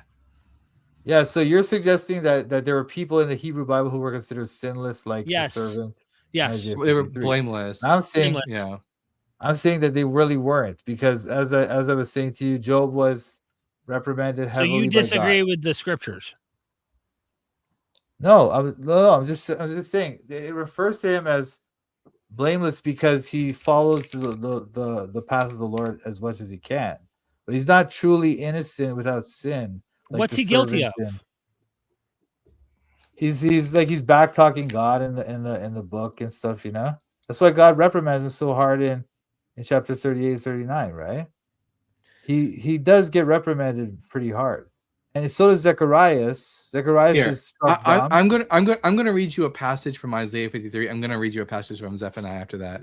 I want you to notice the similarity in the language. Isaiah 53 verse 9, they made his grave with the wicked and his tomb with the rich, although he had done no violence and there was no deceit in his mouth. Take note of that phrase. He had done no violence and there was no deceit in his mouth. Now, when I go to Zephaniah chapter 3, you want to know what it says about the righteous remnant? It says, they shall seek refuge in the name of the Lord, the remnant of Israel. They shall do no wrong and utter no lies, nor shall a deceitful tongue be found in their mouths. The same exact language is being used to refer to the righteous remnant in Isaiah and Zephaniah 3:13. It's the same thing. Context. Done no violence and no deceit in their mouth. It's totally different context. Like they're talking about different issues. Like you're just the mixing context. This is the terrible context. exegesis. The context. You Terrible can keep exegesis. saying Toronto. You can just keep saying it's terrible exegesis because you disagree with it, but that's not an argument. The fact of the matter is the context. The context. The context of Isaiah 53. From one The context of Isaiah 53 is repeatedly, time after time after time after time, the servant is repeatedly referred to as Israel, and even Isaiah 53 refers to the servant in the plural, a singular person. One time again. Yeah, that one time. Not the whole text. Can in Hebrew. And also you're ignoring what I said about Isaiah 49. Toronto. In the Hebrew language, can a singular person be referred to as a they? Sometimes, yeah, I'm sure. Show me one example in the scriptures where a singular individual can be referred to as a they. That's not how Hebrew grammar works. Dude, I don't know what you're trying to do. Well, he's trying to clearly he's referred to as a singular person, right? Numerous times. And as a plural. Right? You want to know what he's trying to do. Which one takes precedence? So sorry, Derek. Sorry. He's trying to get you to see that this righteous remnant is being discussed. The context. That's what he's trying to get you to see. In Isaiah 53? In the passages you just quoted specific. No, he doesn't know what he's saying. Zephaniah. Whoa. I don't know what I'm saying. Here, Toronto. What time you saying the righteous remnant? And that time you're saying it's the prophet. I don't know what I'm saying. Toronto. Is the servant the prophet or is it the servant the righteous remnant? Shut up. You don't get to come up here and say I don't know what I'm talking about. Toronto, do you speak Hebrew by any chance? I don't speak. Oh, do you speak it? Speak it? I speak Hebrew. Oh yeah, well, wonderful. That's wonderful, dude. That's nothing to do with it. You tried to say here. Don't come up here and say you don't know what you're talking about when you don't speak Hebrew. I didn't say you demonstrated. You don't know what you're talking about. What? You did say that, and you demonstrated time after time after time in this conversation. You don't know jack shit about Judaism or the Jewish people, and quite frankly, I never about what the Hebrew like even says. You're overclaiming all the time. I'm just trying to say because I don't agree with your overclaims that I don't know. You've given. By the way, I never said you don't know. Hold on a second. You've given neither me nor my audience any reason to think that I've overclaimed anything. You've just said nuh-uh this entire conversation. You claim that the Talmud is some window into first century thought. That's ludicrous. Then just claim it. Proved it. You also claimed. No, you didn't prove anything Proved of the kind. I did prove Toronto. I know. I sure. Here, I'll refer. I didn't prove it to Toronto. You referred to a second century. I didn't prove it to Toronto because Toronto is too stubborn and indoctrinated to take in any new information. But I think I've sufficiently proved it to the audience. You didn't prove anything of the kind. What you did I know you think that. Your audience of God haters would agree with you. Yes. What you did was you referred to a second century text. God haters. And another do you think I'm a God hater? I don't know, Derek, but you're certainly a rabid. Well, I don't believe there's a God personally, but I'm not my whole family believes there's a God. I honestly just hate God. No, well, you're certainly you have a if I don't think he exists, why would I hate? You have an incentive, Derek. I think you'll agree. Everyone has an incentive. Narrative here. My narrative is trying to figure out what the truth is and make the most sense of it. Yeah, so everyone says that, Derek. Everyone says that. Right. But I don't know why make the comment though that just God haters we don't think God exists. No, I wasn't calling you that. I was seeing him in your audiences. Well, I'm part of Dalton's audience as well. Even though we're friends and we have YouTube channels and we collab, I'm part of his audience too. I feel a bit like it's like saying you're a hater of and I say something that you don't believe exists. You're like, come on, don't straw man me. Like there might be some people Don't get me wrong. I can look at depictions in the Hebrew Bible and see that God and go, F that God. I am not okay. I hate that image of God. I think that image of God is evil and wicked, and I think that's a terrible God if people believe it. I don't think it exists, but yeah, I could hate depictions of a God that is described in literature, especially if it's weaponized in the real world against people, and it is. But I don't hate God. Like, if there was a God, I'd want to freaking know. I'm going to be honest. So I would just ask that you retract that last statement or be more nuanced about what statement you're making, because things are getting emotional. You know what I'm saying? Okay. Fair enough. I'll retract that. What I'm getting at though is the idea that Dalton thinks that his audience is convinced, therefore he proved it, is not true. Okay, he didn't prove it. He's referring to a second century. Excuse me. He's referring to a second century text. Excuse me. Is not a valid I like to argument. make my point. I like to make my point before you interrupt me. He always interrupts me because he can't let me make my point, because then he would show that he's wrong. He's referring to a second century text and a 6th century text to claim that they have some direct window into first century thought. Toronto, what was my? I want you to steel man my argument for why I think that the Talmud gives us because you were saying that they're quotes from Shemaiah and Hillel, therefore they're first century quotes, therefore this is a vision into first century thought. Again, we don't know that they quoted them accurately. We don't know anything about it. We don't know the Gospels quoted. We don't know the Gospels. Again, that's Jesus irrelevant to this argument. It's not irrelevant. Your argument was it's not irrelevant. Your argument. Your argument was you don't hold equal weights and measures. And quite honestly, I'm washing my hands of you at this point. I'm tired of it. Look, Fern Love Bond, thank you for the super chat, says, what if each interruption is a reduction to TBS's volume by 10%? When he hits mute, he waits on mute until whoever was talking is done. Mute TBS. And then there's another super chat. Robyn Webster said, I hate God and Easter Bunny equally. Yeah, I hate God as much as I hate Voldemort. Look, I was making a point about how 2nd century and 6th century texts do not give you a window into the first century thought. And this person brings up the Gospels, how we don't believe the Gospel writers. It's irrelevant to my argument against your claim. Your claim was that these 6th century and 2nd century books give us a window into first century thought because the quotes are accurate. When does the mission? You've already hold on a sec. You've already said you've already conceded that the Mishnah, which contains portions from Hillel and Shammai, are from the 2nd century, not the 6th century, the 2nd century. Yeah, and we don't know when those quotes are from, which of those quotes are accurate, how accurate they are. That's a known fact. And the fact that you don't believe the gospel quotes is irrelevant to this argument that I'm making against your claim about the Mishnah and the Talmud. Okay, so that's all I was saying. So bringing that up is irrelevant. That's what I said. It's not irrelevant. This is what you're doing. This is what you guys do. You guys are nitpickers. You're not trying to look at the big body of it. You're not trying to give. Yes, you don't. Yes, you don't like us. You don't. Excuse me. Interrupting again. Interrupting. Yes, I would hate it too if someone was critiquing my worldview on. But guess what? You have an extraordinary claim, and of course, we are going to nitpick and critique your viewpoint. I'm not just going to accept the bullshit you say without nitpicking it. Swearing, ridiculous. Now nitpick. I'm fine. We're both adults here. We can both swear. What you're doing is you're not allowing a fair and precise analysis. Because as I try to make my points, you interrupt me. You bring up irrelevant subjects. You change the topic. This is how these call-in shows work. This is how this type of argumentation works. But it's not a careful analysis of the evidence. It's switching topics all over the place. That's why we've gone from Isaiah to first century Jews to all this different ground we covered. Real quick, Alan, thank you so much for the super chat. TBS thinks the Hyksos spoke Hebrew. I never said that. This guy's just.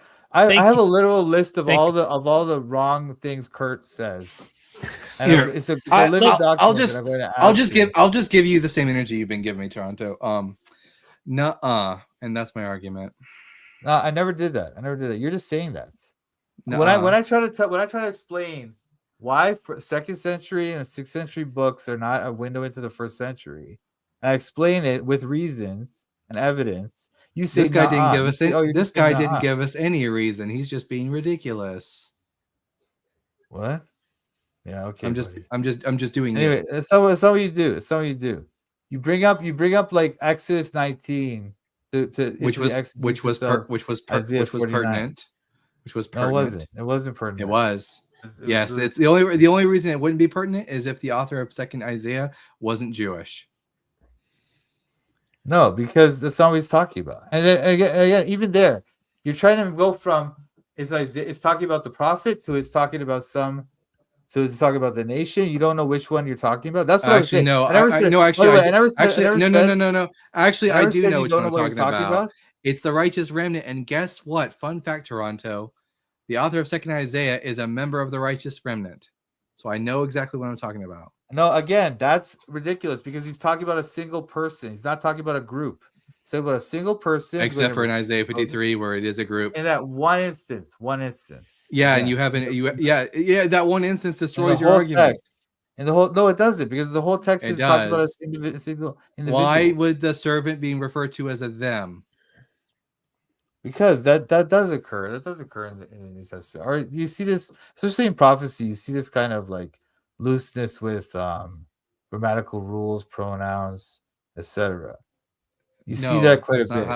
That's not how grammar works. Not even. Yeah, you absolutely do see that in the prophets. You absolutely do. It's ludicrous to try to claim anything else. You 100% do. 100%. I'm sorry, Toronto. Between the two of us, who here knows how Hebrew actually works between the two of us?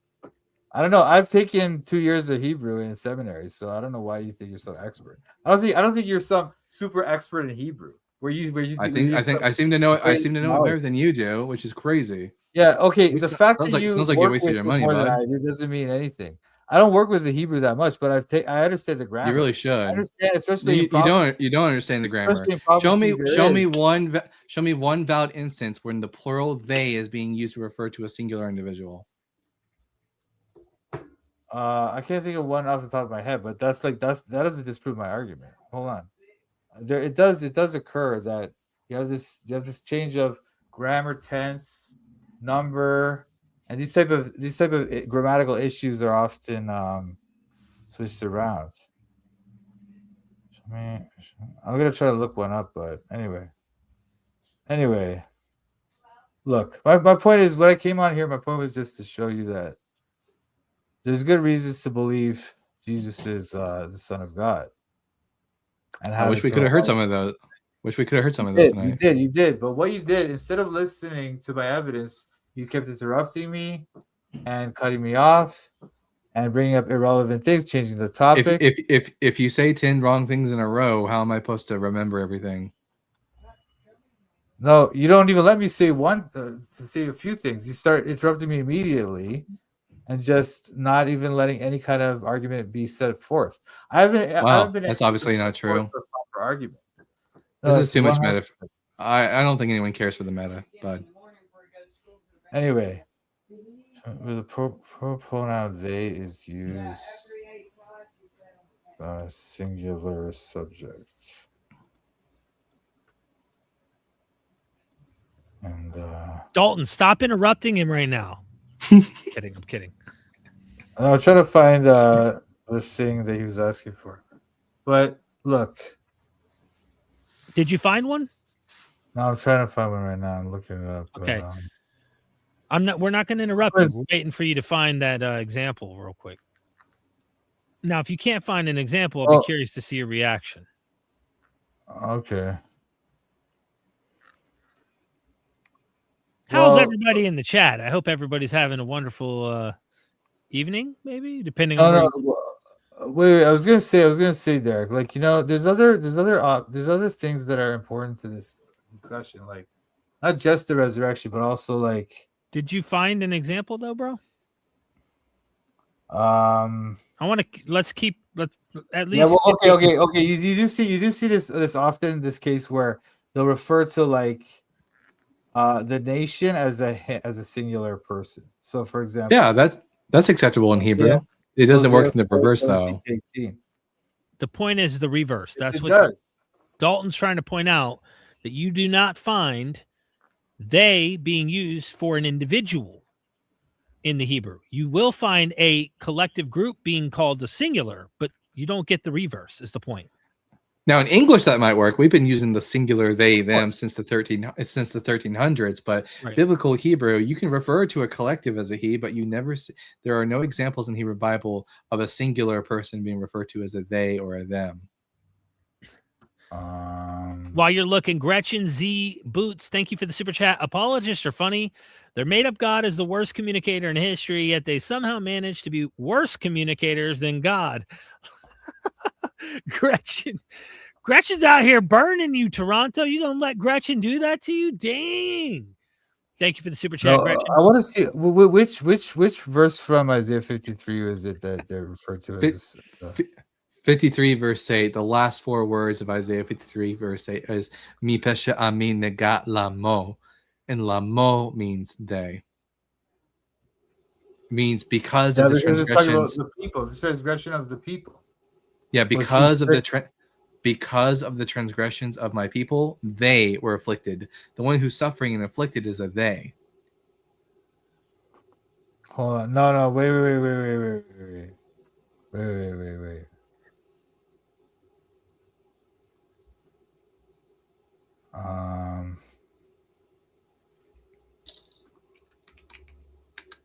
Again, thank you, Gretchen, for the super.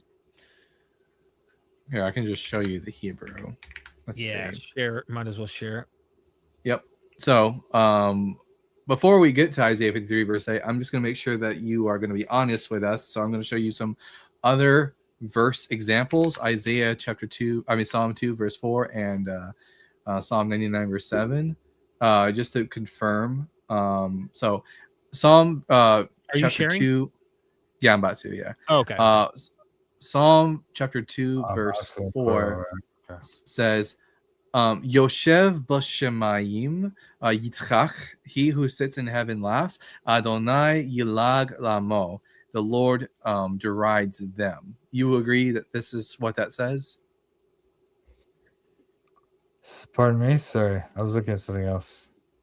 Psalm 2:4 says, he who sits in heaven laughs, the Lord mocks them or derides them. You agree that that's what that means?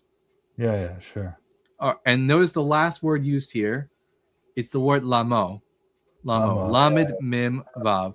We go to another example of this in action. Psalm 99 verse 7. But with the Isaiah thing, it's differently. Lamo could be used to refer to a kind of poetic. It's used in a poetic register. It is poetry, which is why it's also used in the Psalms. But it's poetry for it serves the same purpose as lahem in Hebrew, which is to them.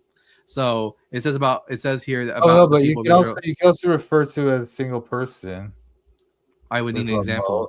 Well, that's what I'm saying to you. Like this could be seen that way, like a poetic register. No, it's poetic for sure. It's just a more poetic form of the word lahem, and lahem means to them. So v'chok natan lamo, and his laws he gave to them. There are 57 occurrences of lamo in the Hebrew Bible, and every time the reference is always to a multiplicity. What about Isaiah 44:15? Isaiah 44 verse 15 is also in reference to a multiplicity, as it's a reference to idols in the multiplicity, because even the Septuagint agrees with this, which is why if you look at the Septuagint, the authors translate all the verbs and all the nouns in the plural, because it's understood that the idol of Isaiah 44 is referring to not just one singular idol, but referring to idols. No, it says make it a graven image. It's like a singular graven image. Did you not hear what I just said? Yeah, I don't care what the Septuagint says, man. It's the Greek, the Hebrew is talking about. Why did the Jewish people seem to believe that this should be best translated in the plural? What? The Jewish people? What are you talking about? The authors of the material. Who created the LXX? I don't know. We don't know. Why are you saying they're Jewish? Well, the translator. Anyway, whatever their position was, Toronto. The authors of the New Testament. quote the Septuagint, where Who did they get cares? it That doesn't from? mean that The they Jewish thought everything people. was right. That doesn't mean they thought everything was right. That doesn't mean they thought Sure. Jews could I got translate it. it. The Jews were wrong. I got it. Typical Christian response. See The how Jews you're were trying wrong. to do. See how your argument went from this detailed and technical analysis of the Hebrew to You just kind said of mocking nah. me. That's all you did. No, I didn't say nah. I said we don't know who translated the Septuagint, and we don't have to think that just because the NT authors quoted in some places that they agree with it in all places, and then we don't know that they agree with it in 44:15 because they don't quote that. So you're taking these things that are irrelevant to the argument and bringing them in because you're trying to mock me. You really just want it to be irrelevant, but the relevance is obvious. It's 100% irrelevant. It's not. Also, when I quote the LXX, which was written by Jewish people, the Jewish people. How do you know who it's written by translate Jewish people? How do you know that? How do you know that? Because Christians didn't exist yet. Because Christians didn't exist yet. So what? You don't know who wrote the LXX. You don't know who wrote. Oh wait, right? were the Romans? Did the Romans just decide to create a Greek translation of a Jewish book? Well, the story is that it came from the Greek, the Ptolemaic, right? 70 Jews translated it. Yeah. In By the way, that's the story. Kurt has a super chat. Thank you for the super chat. Is the LXX inspired? According to TBS. Oh yeah. I don't think so. No. I guarantee you, Alan's not asking you or me that. He's trying to say because he's trying to suggest that the NT quotes in certain. Well, places. why would he? Why would they use the scripture in Greek if they didn't think it was inspired? You probably think some parts of it are, not all of it. So the authors of the New Testament were quoting a pagan translation. No, they quoted the parts that they thought were good. They probably thought that parts were good, but they don't know. It's not an authority on everything Hebrew. It's not an authority on everything. The passages they quote are good. The passages that they just happen to leave out, those we can just say those are all pagan. No, well, I'm just saying you don't have post hoc. You're trying to suggest. Excuse me. You're trying to suggest that it is authoritative, and I'm saying that that's not authoritative. It's just. I'm saying it tells us that the Jewish people of before the Common Era. The idols were in the. Yeah. Yes, I'm not going to assume that. Okay, I'm not going to assume that it was made by like Romans or Egyptians. Like we know that it was made by Alexandrian Jews. Unless you just want to like come up with a conspiracy theory about that the Septuagint was made by Satan or by some pagans, and just happened to pick a few of the good passages. All I'm saying is that they're not authoritative. It's not authoritative. All right. So you're trying to claim it is. We have no reason to believe it is. Nothing in the New Testament's not authoritative there. I can just do the same thing. I mean, this is just like it's not. This is a big nothing. It's not equivalent. It's just a big. You're trying to make a secular translational argument. You're trying to make a secular translational argument. We're not talking about the New Testament being authoritative. We're talking about only the passages quoted by the authors are only the passages quoted by the authors of the New Testament from the LXX. Those are inspired. Only those passages. No, even look. I'm not even suggesting. Look. The authors of the New Testament quote the LXX in places where it's clearly different than the Hebrew. Okay, so I'm not suggesting that they thought that it was authoritative either. They're using it in a way like kind of like. So Isaiah 44 is not Jewish, but is Isaiah 53 from the LXX Jewish and authoritative? I don't know, but what I'm saying to you is this: Isaiah 44:15. We don't have to consider Isaiah 44:15 to be authoritative. Oh, for fuck's sake. You guys what are you doing? What are you talking about? What are you guys I don't know what to do with you, Toronto. I wish I had some popcorn out here in this freaking cold. You're trying to make this claim that Isaiah 44:15 is somehow authoritatively like an expert on Hebrew or whatever.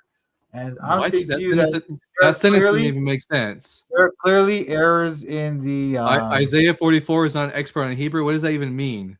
You're trying to say that its translation is the Septuagint translation is authoritative, and I'm saying that even the Jewish people agree that the idols of Isaiah 44 are reference to a multiplicity of idols. So there's probably dispute among them as well. Like there's the fact that this particular translation says this And also, this is not the one. We don't know. We don't like the Septuagints we have are from like the 4th century, 5th century. They're not from like. We don't know what is said in Christ's time. We don't know what is said before that. So if the Hebrew Bible disagrees with the Septuagint, then we should just throw out the Septuagint in favor of the No, I Hebrew. never said that. What are you talking about? What I'm saying, all I'm saying to you is this particular translation here in Isaiah 44:15 gives us an example of. Are you just going to pick and choose when the Septuagint is acceptable? Can I please make an argument here before you interrupt me? I'm saying that Isaiah 40:15 is an example. You guys were asking me for an example. I gave you one. And you're saying that, well, you're going to this other argument about the Greek text. Well, that's another argument. I gave you the example you asked for. It's part of the argument. And that's all that is. Sorry? It's part of the argument. You seem to be selectively choosing when the Septuagint is relevant. No, that's not relevant. That is a separate. So if you're going to disagree with the Septuagint, if you're going to disagree with the Septuagint on Isaiah 44 in favor of what the Hebrew says, can I do the same for Isaiah 7? Look. Hate to do it to you, Toronto. Doc Pluromanaut says, let's go in on an extended mute. Lying for the Lord is getting old. Let's move on. So we do have another guest in the box waiting. Yeah. That's fine. I have to wrap things up here soon, guys. I am out here in 40-degree North Carolina outdoor weather right now with a blanket wrapped around me. Doc, thank you again for the super chat. Toronto, it's been a blast. Let's do this again, and maybe you can bring real arguments next time. Right. When you do your Isaiah 53 episode, let me know. I'll be there. I will. And trust me, that time's coming. Don't worry. All right. God bless you both. And I will pray for you both. I love you guys, okay? All right, Toronto. Have a good one. May the force be with you. Look, AJ, I really was wanting to wrap things up. I would need to be able to see a visual of AJ. Do you want to keep going a little longer? I will have to use the restroom, but what are your thoughts? You look. Listen, we've been going for 3 hours, hours plus, and it's dark where you're at. You're wrapped in a cover. You're cold. If you want to end, like, I'm fine with that. It's fine. Okay. I hate to have a caller pop on and then we just have to try and wrap things up. But I would like to, if we can, it'd be cool to get the caller. Can I use the restroom real quick and bring the caller on and then we just go from there? Yeah, sure. Okay. So, AJ, welcome to Myth Vision. What's up, man? How you doing? What is up? I'm cold out here. That's what I'm doing. I'm trying to stay alive. Oh, that's good, man. Once you die, you'll never feel it again. That's true. I believe that. Embrace it. Are you a Christian, by the way, AJ? Yes, sir. Awesome. Okay, AJ, I'm going to come right back, and you and Dalton are going to be at each other's throats, hopefully. I'm kidding. No, easy. If you would, why should we become Christians, if you don't mind? And I'll come back and get the super chats and stuff. I just got to use the restroom real quick. Okay. What's up, AJ? What's up, man? How you doing today? Oh, I'm doing fantastic. What about you, brother? Awesome. I'm doing good. Can't complain. I just got off work a little bit ago and saw this stream, so I figured I'd jump on and give my 2 cents. So AJ, why should I become a Christian? I used to be a Christian. I'm not anymore. So why should I return to the fold? Okay, yeah. So I'll try to like lay out a simple argument. Trying to be sort of as basic as possible. I think there's kind of an accumulative case, and it just depends on what we may agree on. So basically what I would aim at is there is evidence for Christianity to be grounded in real history, and Christianity also has practicality to it, and it does serve a purpose that I would say that maybe an agnostic or atheistic view would not be able to serve, such as maybe hope and mainly hope for a future life and a spiritual life. And so it'd be surrounded around those. Yeah. I'll just tell you that I personally I don't care about the usefulness of Christianity. I only care about the question of whether or not it's true. Right. Yeah. So okay. So I would agree that I can't prove Christianity to be true. I think there's evidence to suggest that it could be grounded in true history. Now, I'm not sure how you may view the so-called minimal facts theory. Now, when I Gary do sort of, Habermas. yeah, I know that he's been the main one that has pushed it. When I sort of look at, because what I try to do is try to see like, okay, what are scholars agreeing on? What are things that we can agree are, probably true?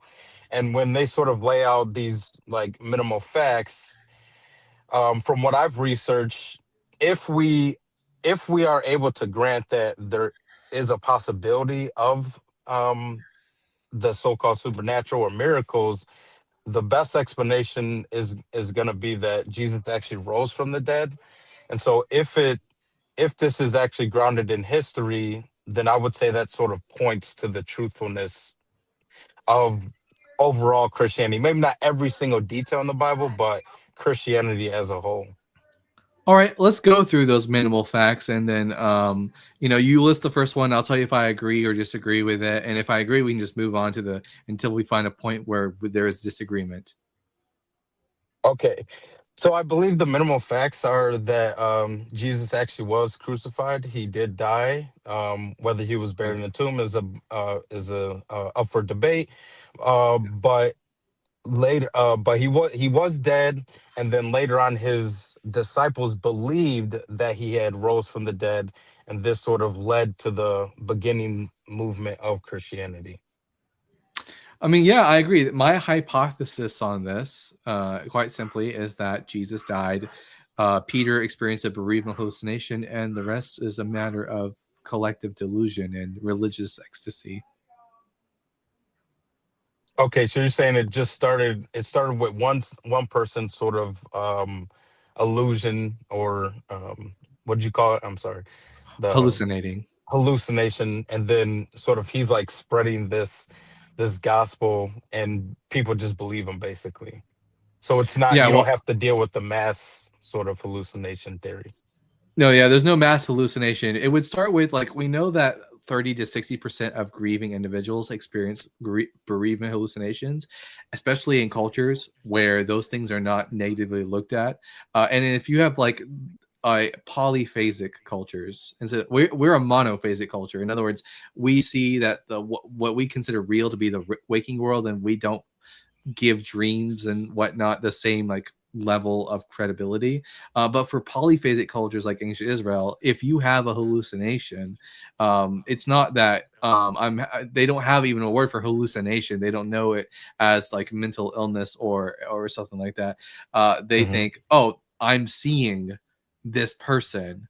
So for Peter, the only options would be either Jesus is dead and that he's a spirit, in which case God abandoned him to death, or cognitive dissonance kicks in and God is here. God has vindicated Jesus. He's resurrected from the dead. And we've even seen this same exact thing happen in modern world with have you ever heard of the Rebbe? No. So the Rebbe was a prominent rabbinic leader in Chabad, Lubavitch Judaism in the 20th century. In fact, there are a lot of people who thought perhaps maybe the Rebbe was the Mashiach, the Messiah of Israel. And then he died. He got sick. Ironically enough, they attributed Isaiah 53 to him. And then after he died, a lot of people stopped believing, but there are to this day still a core within Chabad who believe that the Rebbe is the Messiah and have even claimed that he has appeared to them and that he never really died or that he resurrected and that he will return again. Okay. So okay, I got you. And then when it comes to the Peter situation, may I ask why is it you only think Peter is the one that had the vision? Yeah, Paul. Yeah, good. Yeah, when Paul gives us a description of the people that Jesus appeared to, Peter is the first one on that list. I think it's more likely that only that lesser people would experience full-on hallucinations, and that more people would experience just collective delusion, as that seems to be the pattern that we see in other examples of this. Okay.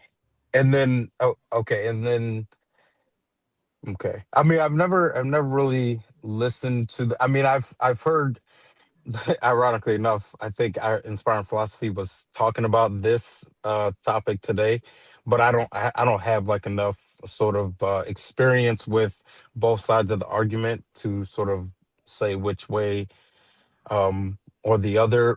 From what I understood as part of the minimal facts was that it was multiple people were claiming that Jesus had rose from the dead, and so Yeah, all that's required for that, and so after Peter has his like bereavement hallucination, he goes to the rest of the 12 and tells them like of what he has seen, and they already have a belief that he's the Messiah. And then there's also a belief within Judaism that in the last days comes the resurrection of the dead.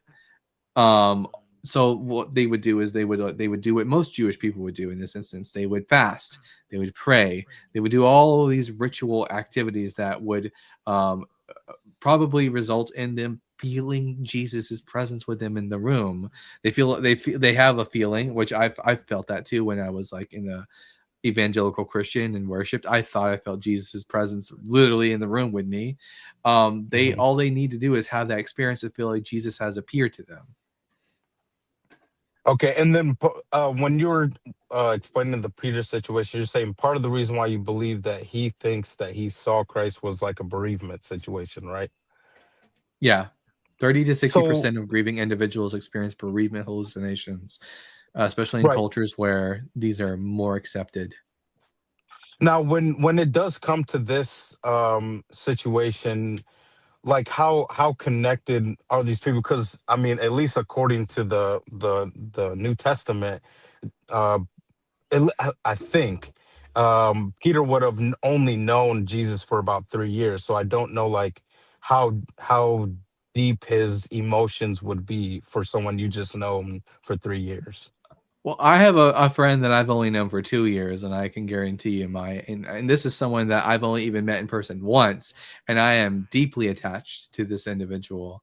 And with regards to this is 3 years, and probably as a rabbi disciple sort of dynamic is occurring, there is a constant exposure to Jesus of Nazareth. In fact, the entire job of the Talmud, the student, is to emulate the actions and of his rabbi, his teacher, his master.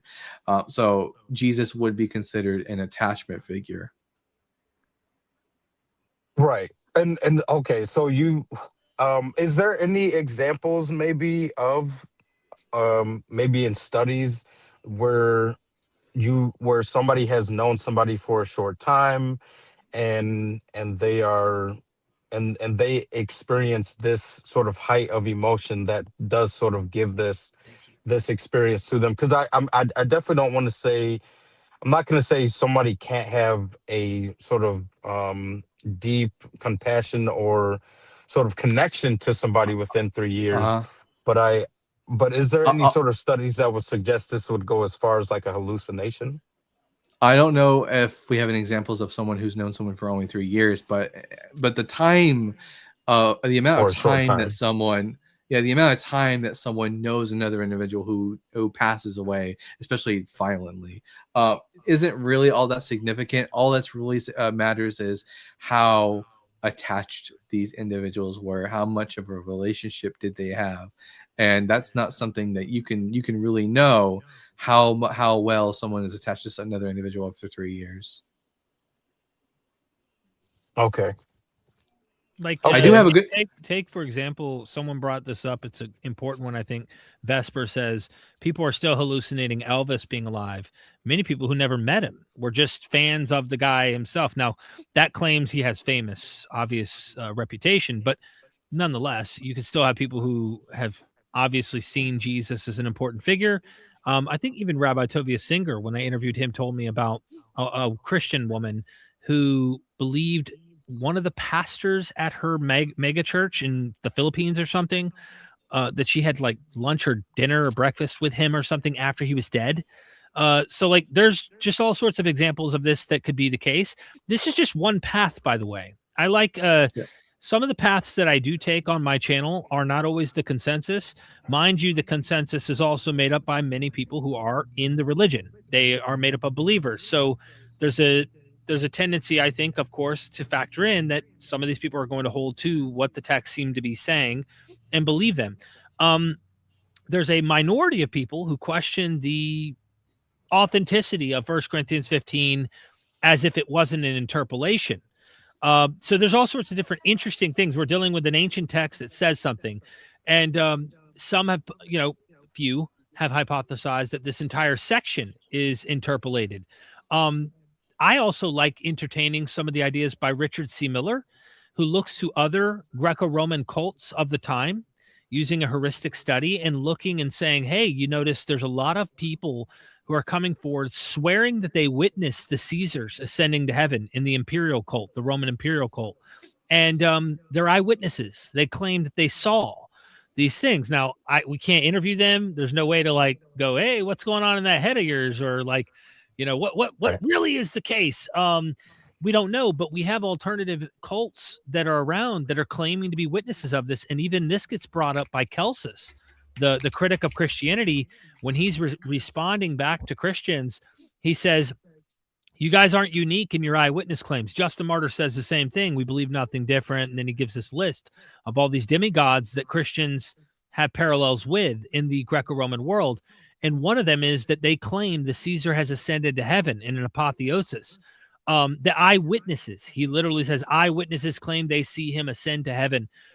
This is not just Jesus, but this is the Greco-Roman world. And so I go down the mythic path too and entertain the idea that, cults fabricate stuff. They invent stuff. I'm not saying that's what this is.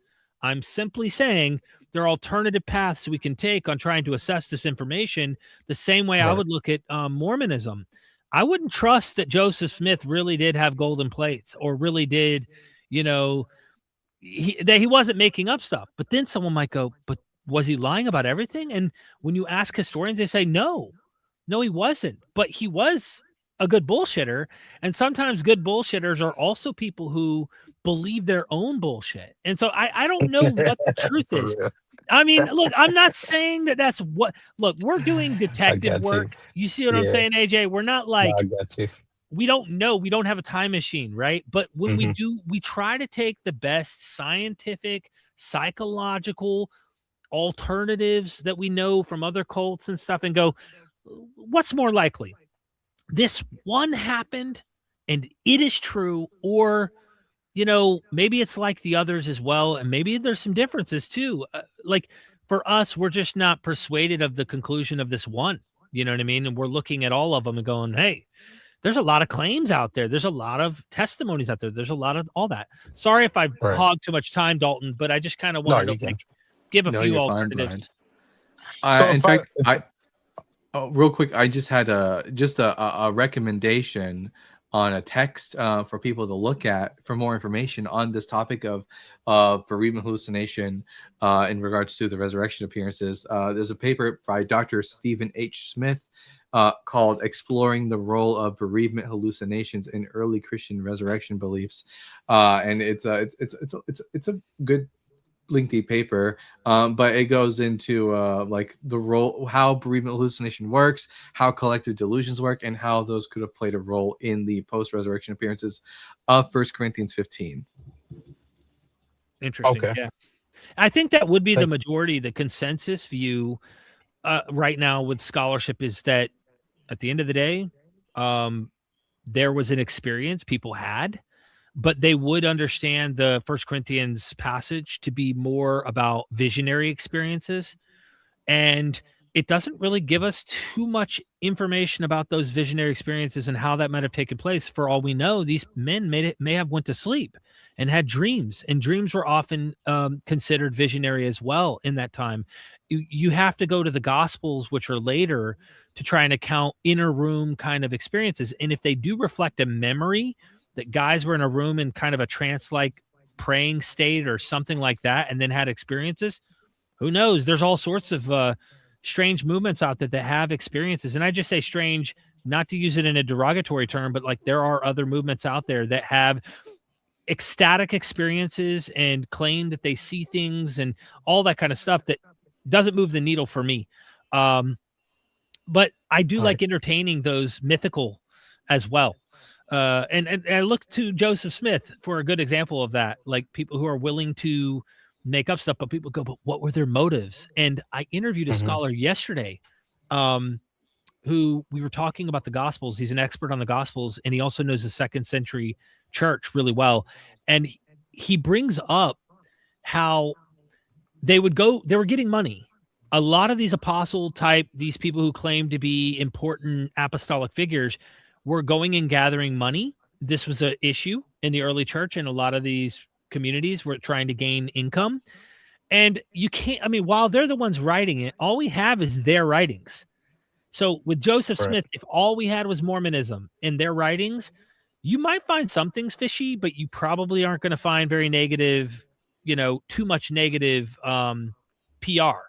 But we have writings from people in the cult that left. We have writings from people in the next towns over who knew Joseph Smith, knew the Mormons. They had a lot of scathing things to say from the outside. All we have is New Testament material.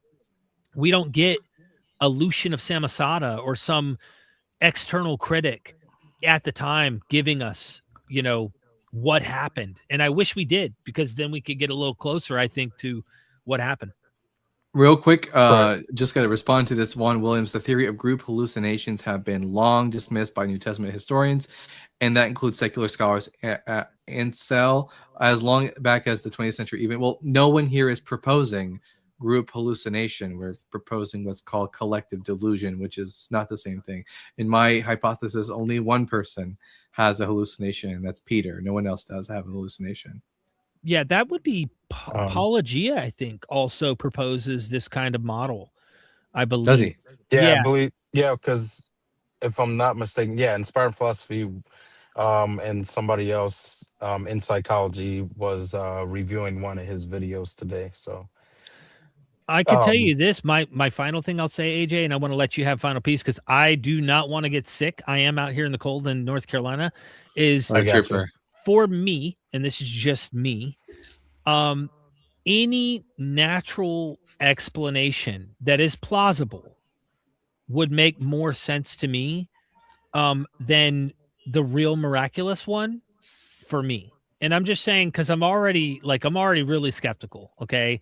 But I would apply this same skepticism to Islam. I would apply to every religion in the world, including the demigods that I'm mentioning, or any cult, any religion.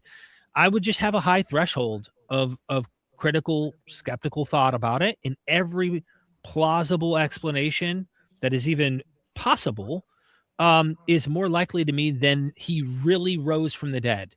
From psychological to cults did this, and we have comparisons to other cults that manufactured legends about their figures, all this kinds of stuff. Like, all of that seems more likely to me.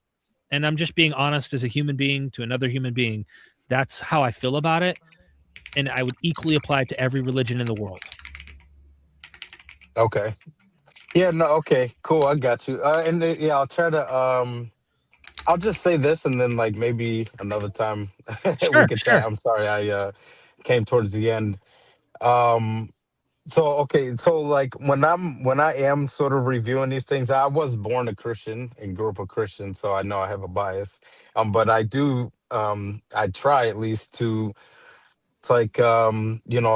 appeal to scholarship and not so I try not to just like be all the way one way. I do want to involve scholarship. I do have faith, and I do have like I believe that miracles can happen. I don't see why they couldn't, but maybe that's just a study situation or whatever. So at least what I was telling the Bible guy earlier, one of my reasons why I believe that people should be Christian or at least support Christianity is going to be sort of like a cumulative case, and we're going to probably disagree on the steps or some of these different things. So like the reliability of the New Testament, how reliable it could be, what things you could actually take that are going to be reliable, and then you have like the movement actually coming to fruition, and then throughout the centuries, you even have some claimed miracles that have happened.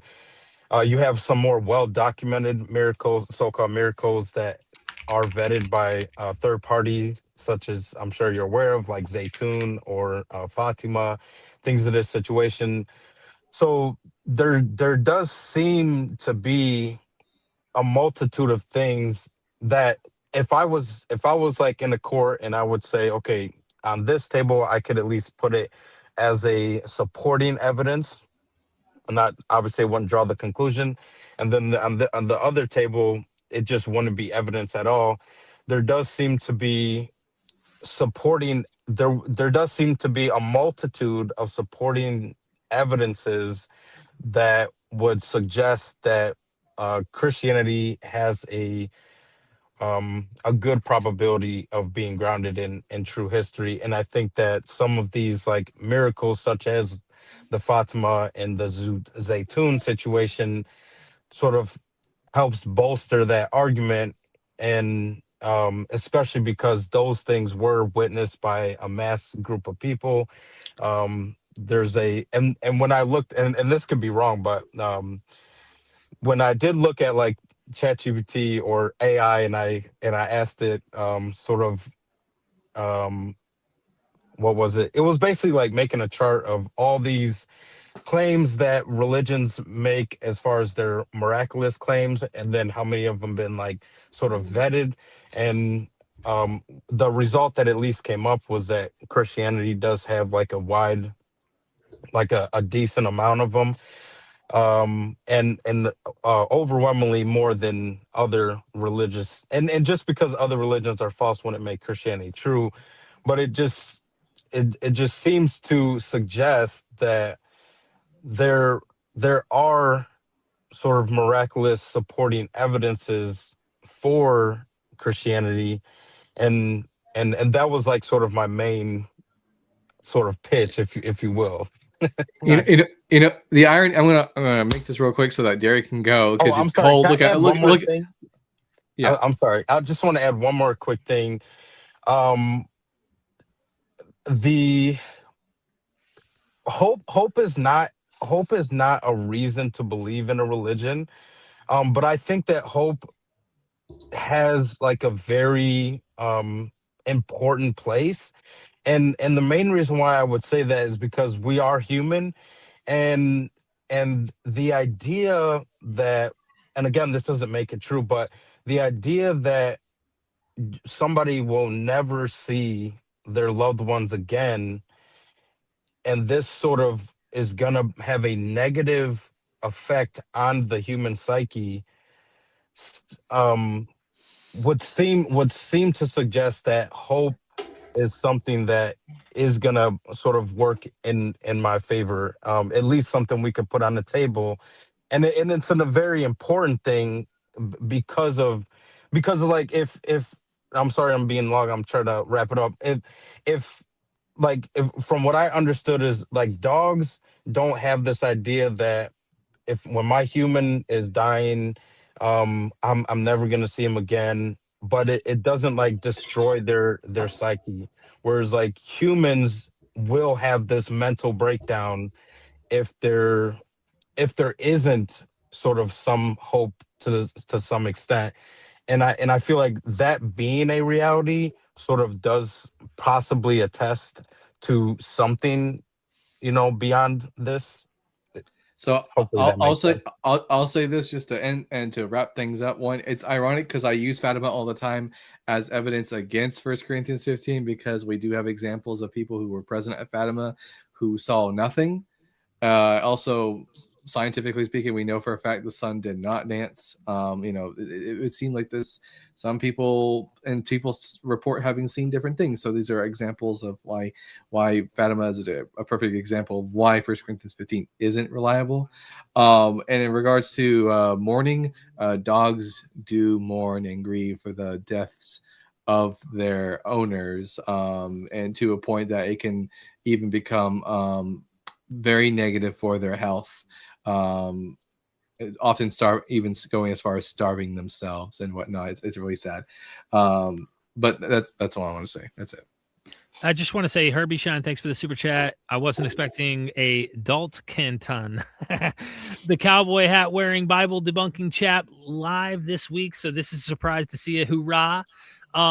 Yeah, I guess AJ, my final comment on that too. I agree with what Dalton said. I have not studied Zoltan enough. I have not studied those inside out. I promised Cameron Bertuzzi that I would make a critical video response to these miracle claims that are there. I'm not denying that they're claims, and that if you take a cumulative approach, you would say, hey, I've got all this data that backs up, my religion has all these things, and there are other religions that have them.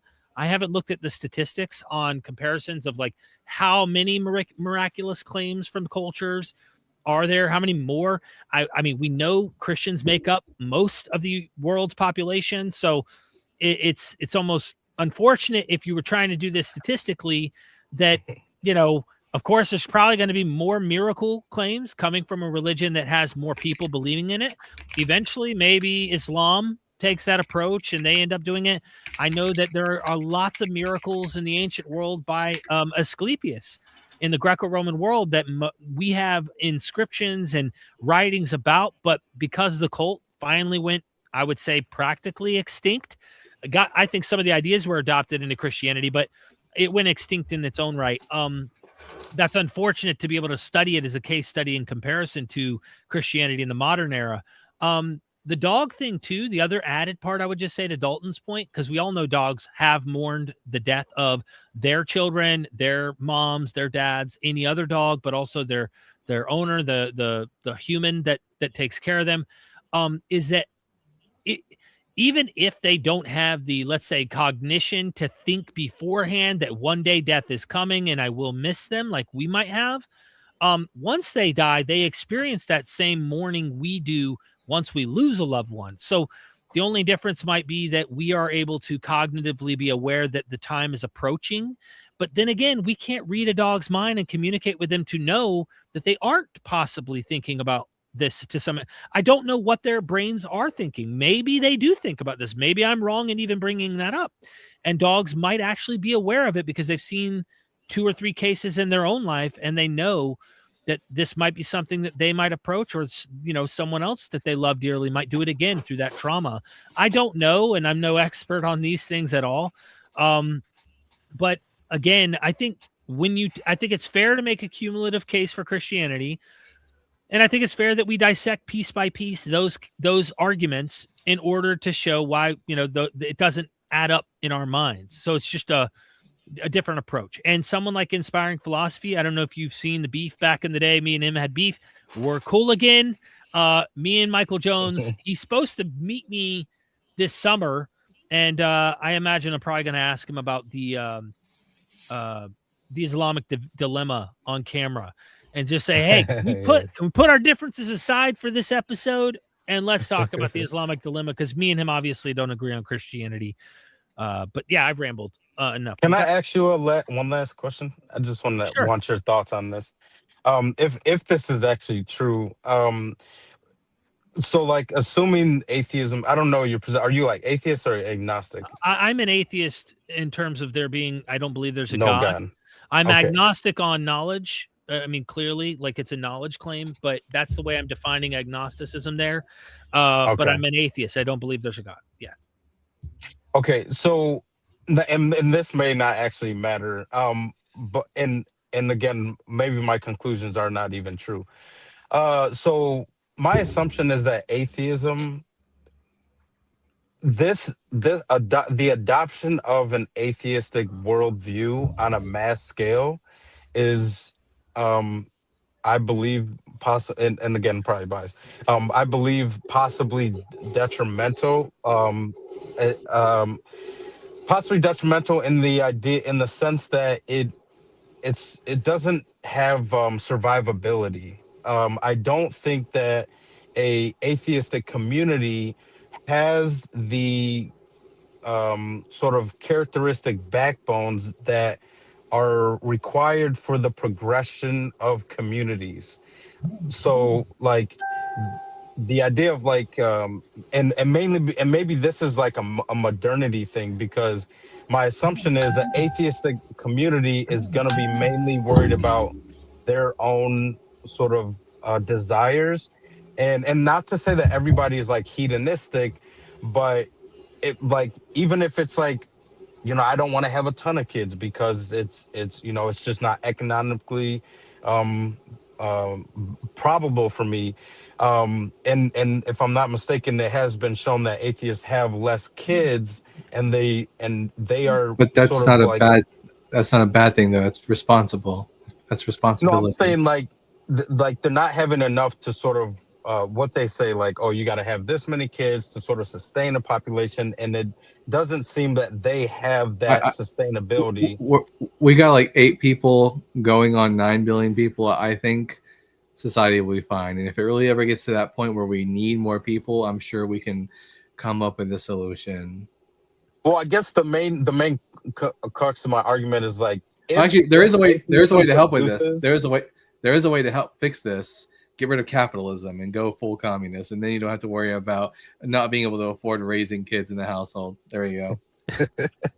But hypothetically, if atheism produces an unsustainable sort of model, then even like according to evolution, why would this be the case? Because like, if evolution is like, hey, it's survivability, then sort of like, why would But it it's not produce- atheism.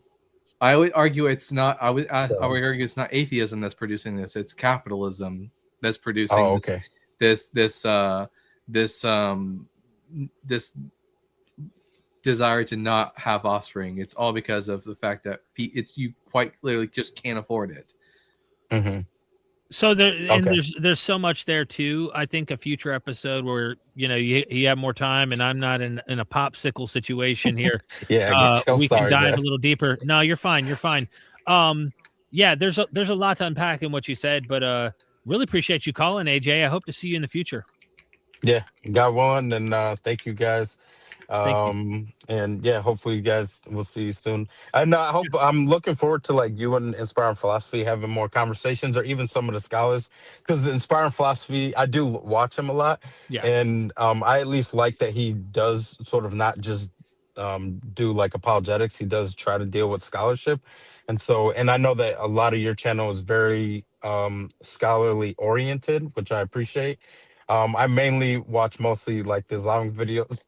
Yeah. But I might watch some Christian here and there. But I'm looking forward to you or some of the scholars you bring on speaking to Inspiring Philosophy and others of the like. So Sounds good. Thank you, Thank AJ. you, man. All You right. have a good Drive rest of your safe. day, man. You too. Yes, sir. Have a good day. All right. Bye. Awesome. Hey, Jesuit Slayer says Christ is Belial book thesis too scary for you guys. I missed this super chat. I guess I went to go pee and came right back and then forgot to get it. But I don't know about this Christ is Belial book thesis. Sounds too scary for us, though. You know what I mean? I mean, they're making the claim that Jesus and Satan are the same figure. I mean, clearly when we look at the New Testament, Paul mentions Belial as being someone different than Jesus. So I don't think there's any legs to stand on this idea. I think it's a fun. Fan fiction, but it's not what the early Christians believed. Well, thank you, Jesuit Slayer, for, I guess, plugging your book. I'm not sure. I don't know if that's your book or not. Thank you so much. Nick George Carvid said, why'd you skip the super chat from Jesuit Slayer? Probably because I went to go use the restroom and came back and we were in the middle of dialogue. I tried, by the way, Dalton, just as we're wrapping up, and any of the faithful followers who've stuck out to the end here, I tried my best to try and get the super chats and address them, even in the heat of your debates. You notice that? I'm like, hey, super chats are so. Okay, keep going. Like, I didn't want to leave anybody hanging. That's what I was trying to do here. But yeah, so I didn't intentionally skip it, other than just trying not to, in the middle of an argument, interrupt. Apologetics, thank you for the super chat, the 5. I really appreciate that support. And then who's going to carry the boats? Thank you for the super chat. I was TBS's biggest fan until now. Thank you. Well, thank you. Happy to help. Yeah, I want to have you give your final assessment, I guess. What are your... Well, I'm glad we got to end the night on AJ. It was a good conversation. Toronto was interesting. Certainly, you know, this is just quite typical of apologetics. Is that quite a bit of that was just a big old nut burger. I guess I got to say to that. I think we cooked them pretty good. I can't wait to see the clip on that. Yeah. Can I do a quick plug? Yeah, please. Yeah, so everyone, I recently put out a video called let me see, I got it right here. Typology Debunked: Why Typology is Not a Convincing Argument for Christianity.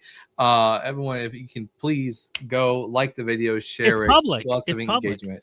Hold And on. it's public. Let's share it. I didn't realize, by the way, typology is something I had a conversation with Dale Allison recently about, because he had a book on this. And I find it fascinating to see the literary typology, sharing it in the chat. I think everybody, for some reason, when I comment, it also comments on yours. I guess it's because we're linked here. You have it set to at the. I noticed that too. You have it set to all at the bottom. Oh, and that's I had to set mine just to the Bible guy because I was getting the same thing going on. crap! I didn't realize that. Sorry, everybody. That's fine. I see all. It's been posted multiple times now. That's all good. Well, if you're on Myth Vision and you don't know, you should go check out, subscribe to Dalton's YouTube channel, The Bible Guy. Sorry. Yeah, Bible Man's my father. Yeah, right here, YouTube channel, The Bible Guy. Go subscribe. Let's get him over 6K subscribers. Hopefully, we can get him there like within the next day. I'd like to see you blow up on YouTube. You're doing a lot of stuff in a lot of areas. I have to watch that myself. It's only 7 minutes and 25 seconds. So I'm going to watch that as soon as I get off of here and go get some dinner, warm up inside. If you're watching from YouTube or from Myth Vision, please go subscribe to Dalton. Check him out. Support what he's doing. Show him some love. He did this last minute. I harassed him and begged him, come on, man, let's do a stream. And Dalton's like, I'm game. So we got a thumbnail thrown up, did the live stream. I kid you not. You were my alarm today. I woke up from your phone call. That's why. That's awesome. You guys made me free from this. Who's going to carry the boats? Well, thank you so much. I'm glad we helped. Also, Apologetics also sent another $1 super chat. Thank you. Again, his YouTube channel is linked in the description of this video on Myth Vision, and I'll send you the collab invite here shortly, Dalton. Thank you for the time. I tried not to interrupt in the heated exchanges you were having. It was a fun time with you. It was fun. I mean, like I said, I took the week off for my mental health, but it turns out just 3 days of not debating in Bible guy years is like a whole month. So like it felt like it's only been 3 days. Holy shit. So, you know, Right. Just so everyone knows, we will get back to streaming regularly this Sunday, March 22nd. So keep an eye. There you go. Thank you so much, man. And thank you, everybody in the chat. We really appreciate you. Hit the like, share, comment down below. Let us know your thoughts. And yeah, until next time, we'll see you then. Peace. Son, do you want to know what the truth is? After this, there's no turning back. You take the blue pill and you wake up in your bed and believe whatever you want to. You take the red pill and you stay in Wonderland, and I show you just how deep the rabbit hole goes. Remember, all I'm offering is the truth, nothing more.